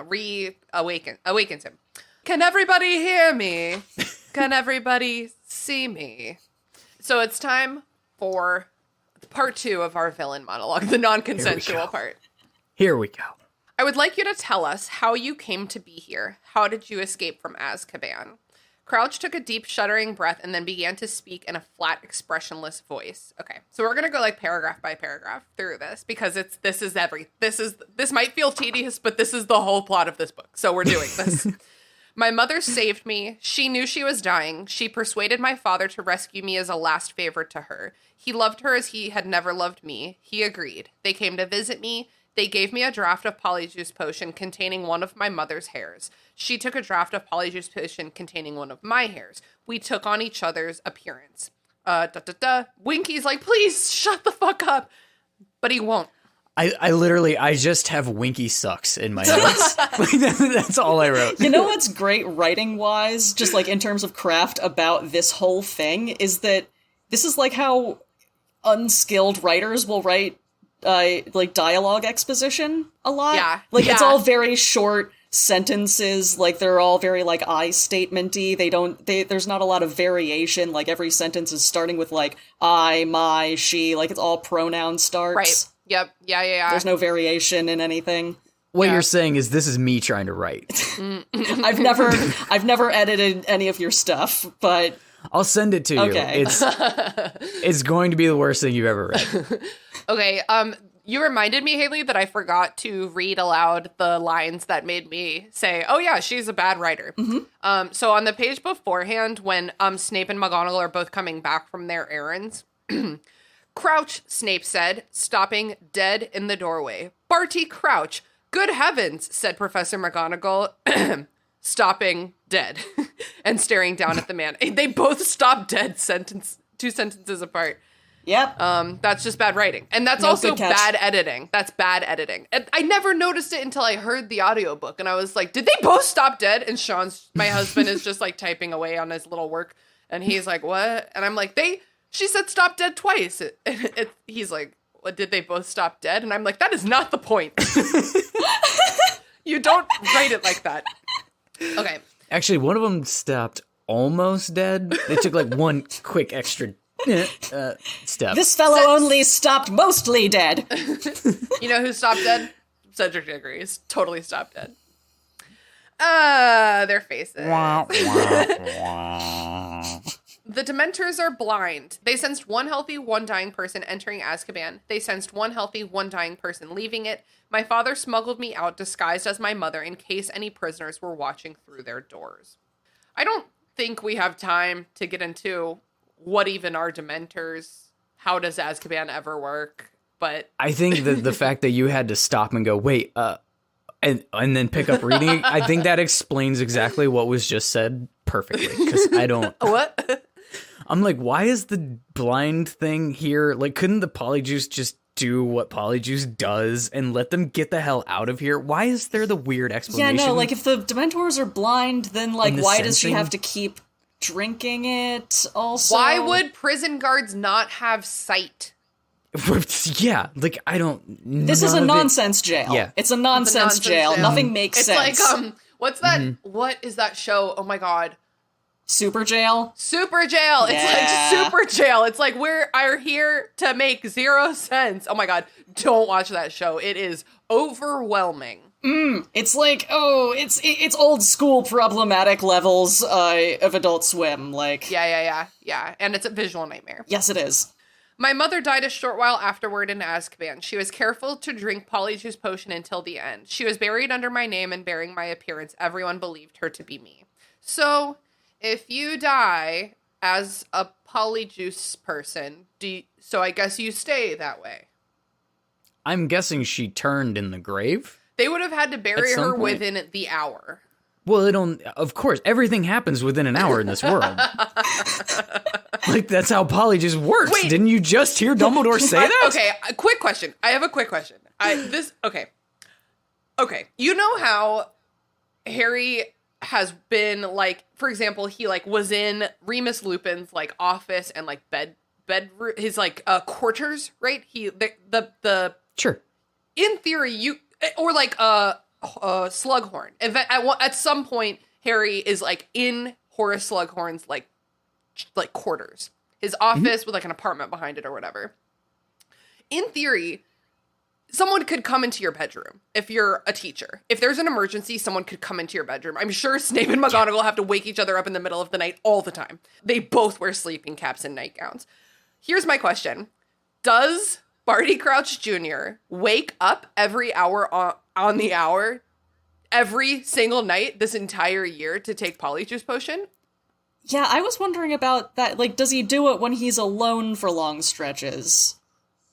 Yeah, because I wasn't wondering any of this shit because I didn't think it made any sense to begin with. I had forgotten about this hour on the hour thing until reading it right for this podcast. I was like, oh, wow, that's problematic. I don't understand anything.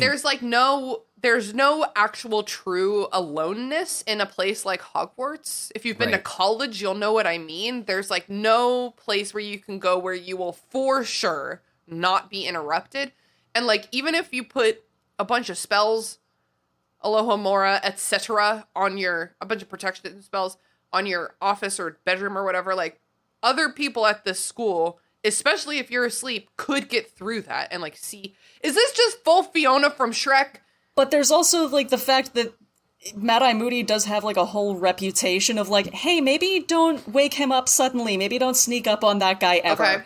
Yeah. Okay. He will murder you. Maybe with knock dustbins. and give, like, a 10-minute warning and, like, then come Guys, in. it's the PTSD. You know that there's that unspoken agreement amongst the adult like teachers in Hogwarts to give that like knock and like quick, because you don't know what's happening in there. These are full grown ass adults. It's true. Man, it really just is his PTSD. And again, I'm gonna bring up the Hunger Games. And after Katniss gets out of the arena and people are just trying to like hug her and stuff, and she keeps trying to murder people because she thinks she's still in the arena. Mad-Eye Moody, man, he's been through so much. But Barty Crouch Jr. hasn't been through shit. Oh yeah. Oh, but no, but the reputation he has for being jumpy, let's say. What did your father do with you when he had got you home? Said Dumbledore quietly. Staged my mother's death, a quiet private funeral. That grave is empty. The house elf nursed me back to health. First of all, man, at least call her by her name, okay? I have that. Like Winky is so devoted to this dude and like to this family. Yeah, and he just keeps calling her the house elf. So like dismissive, classic. He does use it like later, but he's kind of switching off. Like the house elf. Yeah. Like And then Dumbledore says it. No. And that's where I was like, Dumbledore. Oh yeah, I see it right here. Okay. The house elf nursed me back to health. Then I had to be concealed. I had to be controlled. My father had to use a number of spells to subdue me. When I had recovered my strength, I thought only of finding my master, of returning to his service. How did your father subdue you? The tone I'm using is not appropriate. How did your father subdue you? Tell me more. The Imperious Curse, Moody said. Oh, he's not Moody anymore. It says Moody. That's a big old typo. Hey. Yeah, or like she pranked herself. Ding. You played yourself. Do you both have that? Yeah, mine says Moody. Yeah. This looks like a classic case of a order of events got switched around during editing and someone didn't catch something. Does your book say something different, Zach? I don't know. I'm literally trying to find the page. I know. It's like, what even page is it? Yeah, especially I'm doing it on a screen, so it's like I can't see anything. So here's just like a little fun fact about publishing. Haley and I both have copies of one of the very earliest printings. No. Mine says Crouch. Okay, so this is why. Haley and I both have copies from one of the very earliest printings. I expect that if you were to buy a brand new copy of Harry Potter today, this error would be corrected. But in an ebook, because it's digital, you can just fix it, and then it's fixed. Yeah. So definitely someone caught that after 1 gajillion copies were published. Sucks to suck. Yeah. Sucks to suck. I love it when podcasts like find these. Yeah. It just makes me so happy. It truly, all books have errors in them. This is me defending my career. All books have errors in them, okay? Including Harry Potter. So let that stop you dead Not in the even doorway. Harry Potter is a completely perfect book series. You're shocked, I know. How did your father subdue you? The Imperious Curse. I was under my father's control. I was forced to wear an invisibility cloak day and night. I was always with the house elf. She was my keeper and caretaker. She pitied me. She persuaded my father to give me occasional treats, rewards for my good behavior. Did anyone ever discover that you were still alive? Did anyone know except your father and the house elf? The one sitting right the fuck there. Whose name is Winky, which I know because she is in my employ. Yes, said Crouch. A witch in my father's office, Bertha Jorkins. She came to my house with papers for my father's signature. He was not at home. Winky showed her inside and returned to the kitchen, to me. But Bertha Jorkins heard Winky talking to me. She came to investigate. She heard enough to guess who was hiding under the invisibility cloak. My father arrived home. She confronted him. He put a very powerful memory charm on her to make her forget what she'd found out. Too powerful. He said it damaged her memory permanently. I would like to take this opportunity to apologize to everyone because a couple episodes ago, Voldemort was talking about, he was like bragging about how he broke all of Bertha Jorkins' memory charms. And I don't really remember what episode it was or who it was, but we all were like, what memory charms? What, like an NDA? Like at the government? That's the dumbest thing I've ever heard. And approximately 1,000 listeners, I don't have that many listeners, approximately 3 listeners hit me up and were like, no, it was this. It was Barty Crouch Sr. protecting Barty Crouch Jr. It was actually a very important memory curse that he did super duper break. So sorry to everyone and shout out to all my fans who correct me. Never stop. I did see you getting roasted in the Discord. I had it in my notes. I was like, it's so perfect we get to do this because I was screaming at you as I was walking around my neighborhood listening to that episode. Hold on, let me see if I can pull it up easily. It was Crouch. Our friend Sarah in the Discord said, oh man, I never wanted to be this kind of podcast listener, but the memory charm they had to break on Bertha Jorkins was the one placed on her by Barty Crouch Sr., etc., etc., etc. Thank you, Sarah, and everyone else. I am fallible. Is fallible a word or is it only infallible? No, fallible's a word. I'm so fallible. Okay, where are we? Yeah, Bertha Jorkins, man. Wrong place, wrong time. Gotta love her. Yeah. Did her best. She just listened with her listening ears and it ruined her life. Also, that vacation to Albania was a bad move. Tell me about the Quidditch World Cup, said Dumbledore. Winky talked my father into it. She spent months persuading him. I had not left the house for years. I had loved Quidditch. Let him go, she said. He will be in his invisibility cloak. He can watch. Let him smell fresh air for once. She said my mother would have wanted it. She told my father that my mother had died to give me freedom. She had not saved me for a life of imprisonment. He agreed in the end. Man, I don't know, dude. Barty Crouch Sr. doesn't strike me. It's like, yeah, he really loved his wife, so he did this, like, terrible, stupid, illegal thing for her. And also he did it, he made it worse for the house elf who guilted him. I don't know, man. It still strikes me as weird that Barty Crouch Sr. would do any of this. It's weird. It doesn't make any sense. And also, why the Quidditch World Cup specifically? Like, why was Winky pushing so hard for that? Like, maybe can we just start with a park? Yeah. Not an international sporting event? Like, treat him like he's agoraphobic, you know? And, like, let's do baby steps. Let's do a walk around the block. Yeah, I mean, he's essentially been maybe in, there's like... a backyard. Mm-hmm. Yeah, like, he's essentially been in, like, isolation, isolated confinement, like that fucks with people neurologically. Like it's taking him straight out into like a crowd 1,000 feet off the ground is maybe like not the move. Also, and it's in the same box as several ministers of magic. Yeah, none of it makes any logical sense whatsoever. Not. And it just so happens to be that like, oh look. It's the same one that Harry's in, too. Yeah. Ta-da! Yeah, because the Miss Arthur Weasley's pull at the ministry is this big. He gets to sit with the Minister of Magic and the wealthiest family on Earth. Okay. It was carefully planned. My father led me and Winky up to the top box early in the day. Winky was to say that she was saving a seat for my father, so I was to sit there invisible. When everyone had left the box, we would emerge. Winky would appear to be alone. Nobody would ever know. But Winky didn't know that I was growing stronger. I was starting to fight my father's imperious curse. Blah, blah, blah. It happened there in the top box. It was like waking from a deep sleep. I found myself out in public in the middle of the match, and I saw in front of me a wand sticking out of a boy's pocket. Real convenient that boy was Harry Potter, but okay. I had not been allowed a wand. Whatever. Winky was hiding her face because she's afraid of heights, so...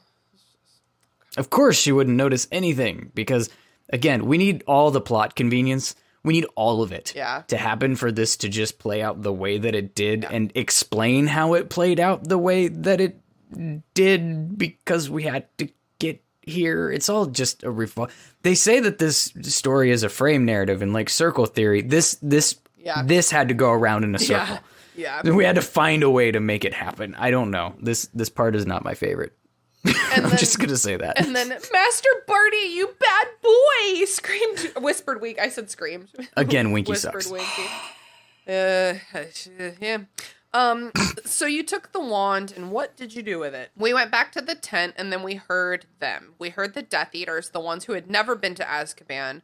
He's like, I was enslaved, but they should have gone and got him. Yeah, you were enslaved with the house elf. The house elf. Okay, he wanted to attack them for their disloyalty. Obviously, Barty Crouch Sr. had to go, handle this. Winky...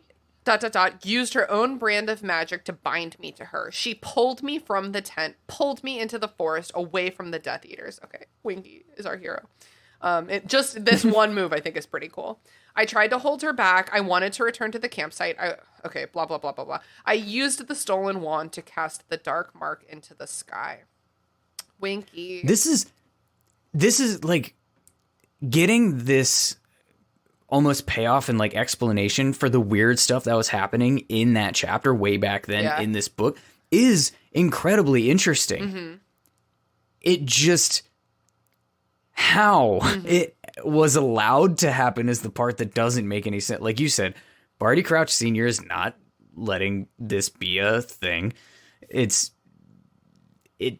And it kind of breaks down there, really. I don't even need to give more reasons. It just dies. There's right just there. so many places where so many things should have been done differently. Like when Barty Crouch Sr. had to go help save the Muggles from the Death Eaters, cast Petrificus Totalis on your villain son. Yeah. If you can't the Death watch Eaters are here. My Death Eater son is over there. Maybe I should make sure that the two don't interact. Leave it up to the house elf. The house elf. Who does her best and literally just does not have the skills or resources to do what she needs to do here.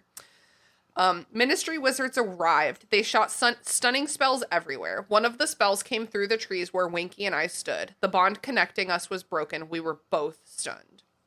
When Winky was discovered, my father knew I must be nearby. He searched the bushes where she had been found and felt me lying there.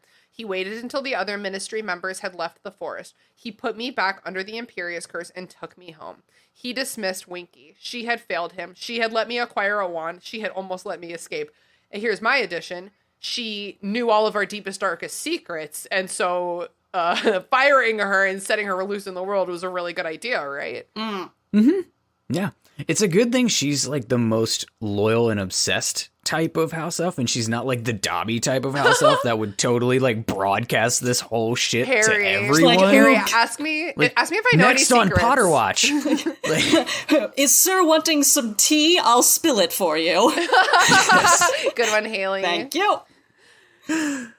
Now it was just Father and I alone in the house. ... And then. Crouch's head rolled on his neck and an insane grin spread across his face. My master came for me. Daddy! On me. Sorry. Basically, Voldemort rolls up with Wormtail, and he, this is after Bertha Jorkins. So he, has all this information about the Triwizard Tournament. He tortured her a lot and then murdered her. This was something that I was curious about. What was Voldemort looking for when he was torturing her? I think ministry secrets. Do you think? Because it started to make me wonder, could he sense that there was a memory charm there and he just wanted to know, what's hiding behind this thing? I mean... And it just so happened that, ta-da, all the secrets to everything that I possibly need for my villain plan to come to fruition is right here in your brain. Thank God.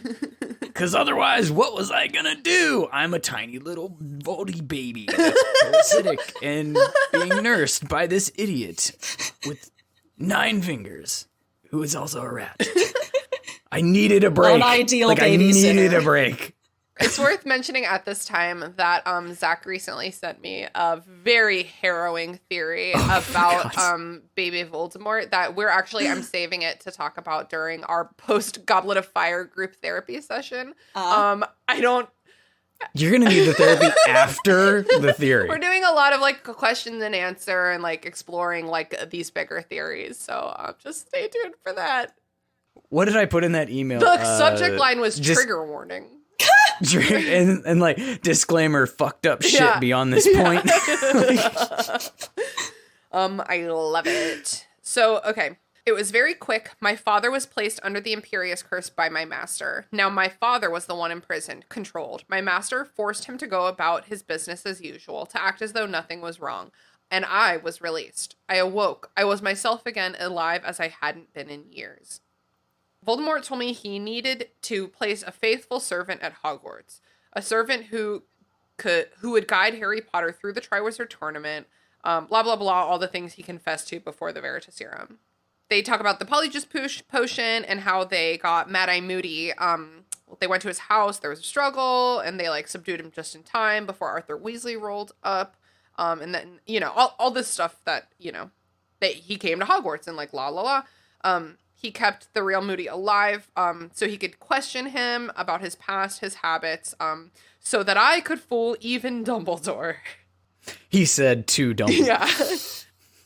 And then he's, like, confessing to stealing all this stuff from Snape that Harry also stole from Snape. Well, that he accused Harry of stealing. He's like, I'm going to use this Veritaserum, and I'm going to get you to tell me how you stole these ingredients. You and your friends are making Polyjuice Potion, and now he's using Veritaserum to get the truth out of who actually stole this shit. It had nothing to do with Harry. Wow, I love it. Except for trying to get Harry dead. I love the moment in the movie where, like, that line comes up, and you just get, like, Harry giving Snape a look, like, And Snape's little look back is, like, so cute. He's just like, Like, it's really good. It's really good. It wasn't you this time. Hate you. Right. And Harry's doing the same thing. Harry's like, well, I guess the Death Eater wasn't you this time. Wormtail returned to care for my master in my father's house and to keep watch over my father. Dumbledore says, but your father escaped. Yes, after a while he began to fight the Imperious Curse just as I had done. ... A lot of stuff that we already know about how he's, like, sending letters to the Ministry.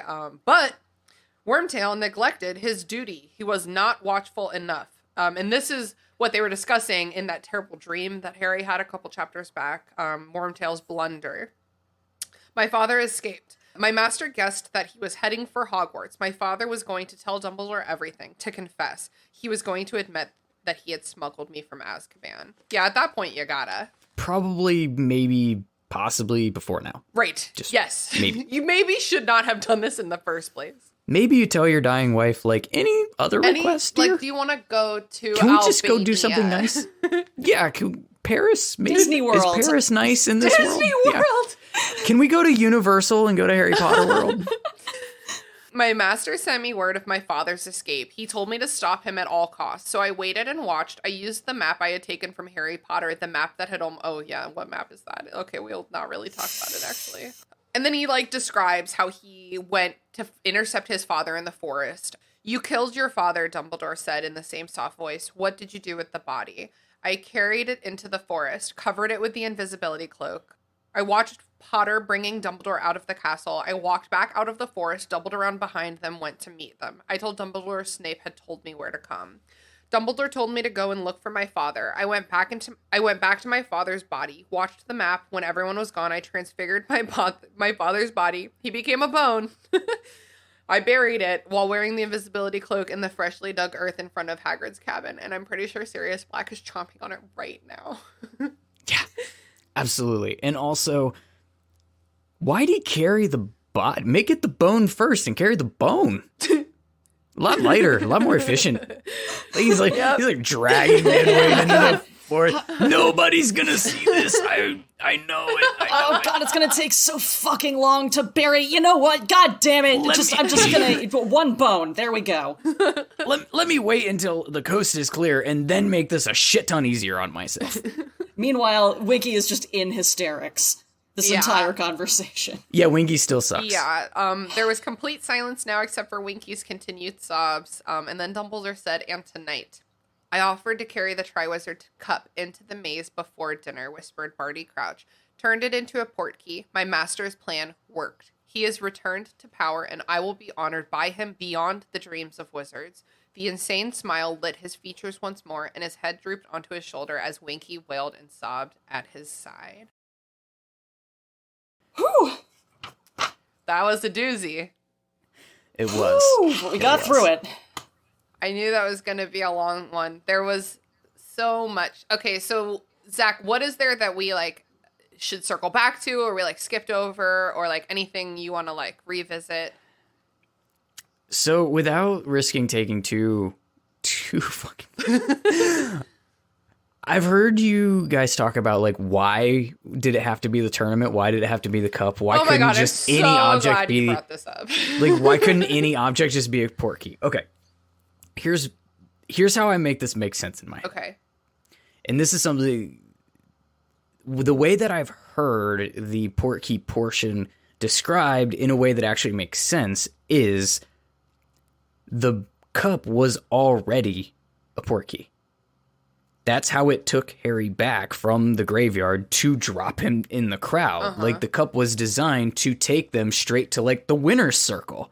Oh. Right? Okay. And so what he did was basically add a stop. Yeah. Whoa. Take them there first. You fucked with the GPS. He fucked with the GPS. And so that's how it like potentially, let's pretend that there is like anti-portkey detection in Hogwarts or whatever to like, you know, make it not be so that he could just make a quill a portkey within the castle and just send him any time, and why the hell this tournament had to ever exist, but also why it wasn't detected, because it already was a portkey. He just had fuck with it. Okay, that's definitely the best theory I've ever heard. I still don't know why the whole tournament had to happen, but like that's the only thing that can make any of this make sense. I mean, we had to have something fun happen throughout the year, I guess. We had to have a book. Okay, all right, I'll buy it. I mean, well, you know, as more than I bought anything, more than I buy them just doing it for the shit of it. I mean, I had been wondering why it drops them off, like, not in the maze still. Yeah, same. So I like the theory. Yeah. Yeah, it's not just the cup going back. Right. To where it came from or whatever. It's the end of the line. Yeah. So it's interesting. I also had a thought about like why we get these monologues, why we get this exposition, like why we have to get all this nonsense. It's literally because we only see what Harry sees. Yeah. It's like in order to know how fucking anything happens outside of his point of view, they have to tell us. Yeah. And in so I'm wondering, parts, there's like the Voldemort monologue, there's the part 1 Barty Crouch monologue, and there's the part 2 Barty Crouch monologue. Yeah, so it made me wonder, because y'all are like a bunch of writers and shit. How would you have written this series to not be from Harry's perspective and still achieved the connection that people have, like, with it? I honestly don't know if it like can be done, because a plot this big, if you're viewing it through like an omniscient narrator, like that's too much information. Like if you were getting like Barty villain scenes along with Harry's scenes, that's like so much information. Yeah. And it takes away like the whole reveal. Right. So that's why I was like, it has to be this way. I think it does. As much as I love to make fun of the villain monologue and just, you know, bad guys have to do this, you know, because bad guy. Because this is what bad guys do. Right. Instead of just killing you, I'm going to tell you for 15 minutes about how I'm going to kill you, and then I'm not going to kill you because somebody's going to stop me from killing you. We have to get that. But like in this scenario, there's literally no other good way to do it. And it almost makes me a little bit sad. No, that sad's the wrong word because I don't give that much of a shit. But when we do depart from Harry's perspective, in like the opening chapters of book 6, right? Like to get those, people love those. And I'm almost like, yeah, but it kind of breaks everything a little bit. Yeah. Just a little bit of breaking. That's true. We needed it, I guess. And it was a great departure. But at the same time, there's something to be said for like only 3 chapters in this entire series not being from Harry's There's perspective. like one scene in the first book Or 4. too, Yeah. where like it's from Hermione and Ron's perspective when like Hermione in sets the Quidditch. yeah, and but like it is used incredibly sparingly, which like it never stuck out to me before, but like on this now it reread, since does. we're doing like a chapter by chapter I would analysis, edit it out. yeah, it seems inconsistent. Maybe for like the first chapters when it's done. It's like, okay, this is a special circumstance. Like, we're going to get this when one Harry's scene. a baby and we had to get to the point where, like, you introduce who he is. Or you get, like, the one from the British Muggle Prime Minister. Like, that's how you get the exposition of, like... Scene. Yeah, that's a fun scene. It's a fun one, but at the same time, it's like, oh, but... This never comes back. But it's still, There's but that does happen in a few of them. Is like they've got first chapters, like 4, not 5, but 6, and also 7. The first chapters are from these other people's perspectives, right? But like it's consistently the first chapters. Yeah, I've heard that about 4 too. But then I also this was on another Harry Potter podcast, but they pointed out, 4 is a scene that's happening outside of Harry, but because Harry's dreaming it through like the eyes of the snake, that's a good point. You're still getting his perspective on it. There's a little bit of like background knowledge that he wouldn't have. It's more like you're seeing like the scene. You're in the scene that he's watching, and like, but you don't really see him watching it. You're not watching it from his eyes. Yeah. So I think it still counts. It does. It's like a weird like half and half thing. So here's what I think about this villain the many villain monologues in this book. We have so many left to go over. And then Harry gets his own at the end. He gets his own villain monologue. It's great. So here's what I think about like the Voldemort monologue and then the 2-part Barty Crouch monologue is like this book is the book where the big villain comes back, right? And then there's this really cool Veritaserum thing. That's like a very cool thing conceptually. So like I love the villain monologue in this book. And what I would prefer is if there had not been a Quirrell villain monologue, a ghosty memory Tom Riddle villain monologue in book 2. We get him in every book. Yeah, they didn't really need to do those. Like their plans were not like this. Their plans like could have just been like a little bit of back and forth to like kind of suss out exactly what had happened. So if this was like the first great villain monologue, I would like it would carry more meaning because it's like this is the villain. We're here now. We're gonna do the villain monologue. Yeah, but all of the previous villains also thought of themselves, like, as the villain. Like, Quirrell definitely had delusions of grandeur. And then, like, the other one actually was Tom Riddle. Plus, like, of course they're gonna deliver a big villain monologue because they have an inflated sense of their own importance within the story. And also, they're wizards. It's drama. They're all about it. It is, and he had Voldemort right in the back of his skull. Like, he kind of was Voldemort. I wonder if Voldemort was like, do the monologue to Quirrell, and like, really, all of these monologues have just been Voldemort this whole time. Tell him how fucking smart we are. Like we practiced. Haley, do you have any final thoughts about this chapter? No, I don't think so. I mean, it's very packed. There's a lot of, like, I really enjoy this book because of how convoluted it is, and because of like this chapter where you review all of the things that you forgot about because it's so full. Like, oh shit, I forgot about them seeing Winky like stuck running in the woods. Like, holy shit. It's like one thing after another. That was 600 pages ago. Yeah. This chapter is a writer flex. It's like it really does tie everything together really well. Of course, you go back, you read it over, like, especially when you're older and like are doing literary analysis on purpose, and you're like, this makes no sense.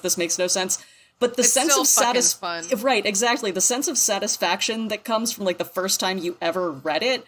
You're not even paying attention because you're just so satisfied to finally be getting all these answers to things that you'd stopped questioning. Yeah, your brain is so blown. There's clues in here that like the character is getting upbraided for not picking up on. Like that's how much stuff this is tying together. Yeah. Well, dope. I fucking loved this chapter. This has been a very pleasant episode, but we are probably the longest episode I've ever recorded right now. So let's move on to plugs. Sound good? Sure. Let's do it. I would love to start by plugging our Patreon. For our April bonus episode, which you can get at our $5 a month Patreon tier, we did a super deep dive into the life of Tom Marvolo Riddle. Ever heard of him? In our very special Behind the Magical Bastards, which is hosted by Andrew. So that's super fun. And for as little as $1 a month, you can be a part of our online community on Discord, which is a super, super fun place to be. Zach, will you please tell everyone where they can find you on the internet and remind everyone where they can listen to your podcast? I absolutely will. You can find me, well, all of the things at belatedbinge.com. There's links to a whole bunch of the pod players and social media and all this stuff on there. And the podcast, good Lord, should be everywhere. I surely hope. Awesome. And what have you been like reading, watching, playing, listening to lately that you think the listeners of our podcast would enjoy? Well, in full disclosure, I have a toddler running around, Gotcha. so I Watching have some Paw Patrol. nothing new. Yeah, like at Bluey is the one. Bluey, Coco Melon. Yeah, we've started Peppa Pig, and that whole family needs to be bacon as soon as possible. But for this crowd, I did want to pull back one from my Wayback Machine that I think would be really cool for this crowd, I guess you could say. These were the only books that could truly hold my attention as a teenager, which includes Harry Potter, because I did not finish this series as a teenager when I rightfully should have. But ironically, similarly to Harry Potter, the author had to write under an abbreviation for fear that people wouldn't buy it if they didn't think a man wrote it, because, but it's S.E. Hinton who is credited with creating the young adult genre from this. I'm sure you've definitely heard of The Outsiders, the classic, made a movie about it with all the stars that went on to be absolutely huge. But there are other books that she wrote that exist within the same world. So they're all self-containing, but they cross over. Yeah. So there's Rumblefish, that was then, this is now, Tex. I've read all of the, plus The Outsiders, all of those I've read multiple times as a teenager. I just had a brain blast because I've read all of her books too, because she was the first author. Sorry to take your plug. But she was the first author where I was I like this author and I want to read more of what she wrote. And I read all of her books, all the ones you just mentioned. And my brain did a connection. This year I'm watching every single Nick Cage movie. That's my goal for 2022. And he's in a movie called Rumblefish. And it just connected for me that's what that is. I didn't know he was in it, but I didn't know there was a movie either. Now I'm going to watch it until very recently. Sooner. When I was prepping for for plugging this, I did a quick Amazon search for the books, and I was like, oh, there's a movie for Rumblefish? I didn't know that. Starring Nicolas Cage. which is just mind-blowing. But I related the hell out of it. They're kind of for me, this would be a prequel series to a show like The Sons of Anarchy. Okay. You know what I mean? These are the anti-heroes. These are the kids that your mom told you were bad influences and not to hang out with. And you kind of get you kind of get the why they do the crazy shit that they do, and you sympathize with them, you become on their side, and I can't relate to that any more than I do. So that would be my my plug. Awesome. Thank you so much. I'll have to revisit S.E. Hinton because I definitely haven't read any of her stuff in 20 years. Haley, where can people find you on the internet? Hello, I've been Haley. If you must, you can follow me on Twitter at @TheWritToWit. That's where I'm at. Mm-hmm. And what have you been watching, reading, playing, listening to lately? So I revisit stuff a lot more than I get into new stuff. So I've definitely plugged this before at least once. But recently I rewatched the HBO series Rome, which was early 2000s kind of situation, and is in the 2010s there was Spartacus and all of these kind of sexy historical dramas, and then Game of Thrones, and then Game of Thrones was, like, good and felt real and gritty, and then became what it became. So, like, Rome was the series that started off that whole trend about, it's, like, about the rise and fall of Julius Caesar, and then, like, the rise of Octavian is season 2. But it's, like, you know how, like, it's like Hunger Games, and all of the books that followed Hunger Games sucked. Like, Rome is, like, the good originator. Like, it's well written, it feels authentic, all of the characters have really fascinating interactions, and, like, it feels like the first couple seasons of Game of Thrones, like, when it was good. Yeah, so I love HBO that. Rome. I know, because of you, it's been on my list for some time, and it's so hard. In my adulthood, I'm like, that's a lot of time that I'll spend on that. That's also why I have a hard time reading series in my adulthood, because I'm like, what if I get to the end and it wasn't worth it? It's a commitment. Even though I trust you that Rome will be worth it. It is a big commitment. It is, like, you know, HBO, like, before they had that sweet Game of Thrones money, they had a couple of series around that same time, like Deadwood, same situation, that were, like, really, really good, but then, like, kind of cut off in season 2, so the end feels a little rushed, but it's still good. It's still well done. Nice. Gotcha. Awesome. Well, I've been your host, Christina. You know where to find me. And this week I'm going to plug Bob's Burgers, because I've been reading Mistborn, which is taking a long time. So I don't have any new books to plug. So I'm just going to plug Bob's Burgers. You know I love it. Zach, thank you so much for joining us today. This was a really important chapter, and I'm really glad we had you on to really, like, sort through it together. No, this was awesome. Thank you. Seriously. Yeah, and definitely check out Belated Binge, because it is a really cool, very unique Harry Potter podcast. And soon you'll hear a familiar voice, which I'm stoked about. I know. It's very exciting. It's very exciting. So, yeah, stay tuned for updates about that. And Haley, as always, thank you for being my co-chair. Anytime. I'm trying to think of new words that are like co-words. All right, gang, I gotta go finish reading. Veritaserum will set you free before this book starts fighting the mind control I've put on it. Bye.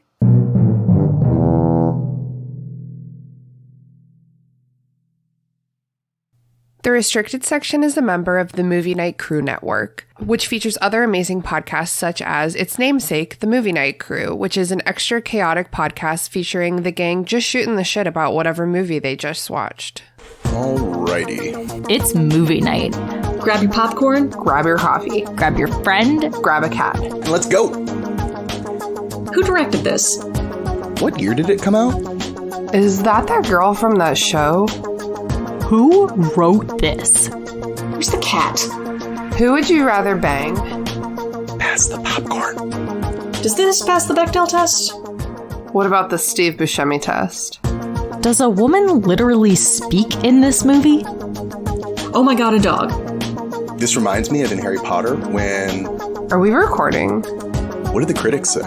It's a guilty pleasure. What's your rating? Can you be quiet? Oh my god. Movie Night Crew. It's just like watching movies with your friends. And then arguing about it after. Every Sunday, wherever you get podcasts. The Restricted section was created by me, Christina Kahn, based on the book series by J.K. Rowling. All music by Ryan Kahn. Logo by Michael Hardison. Support us on patreon.com/restricted section. For as little as $1 a month, you can gain access to our Discord community server, which is a really happy place to be. And there are other rewards as well, such as bonus episodes and Zoom happy hour hangouts. Be sure to follow us on Instagram at Restricted Section Pod, on Twitter at Restricted Pod, and on Facebook at Restricted Section Pod. Also, feel free to shoot us an email at restrictedsectionpod@gmail.com to share your thoughts, feelings, complaints, conspiracy theories, or even lavish praise. I really don't ever do this, but I think once we get to the monologue, I almost want to go through it like line by line. Actually read it. Yeah, because it's it's like that important. Yeah. So this may be a bit of a long recording, but this is like the whole book. It's like this chapter. Yeah. It's like the recap, like in a heist movie where it's and here's how we pulled it off. Right. Right. Save your jokes, Haley.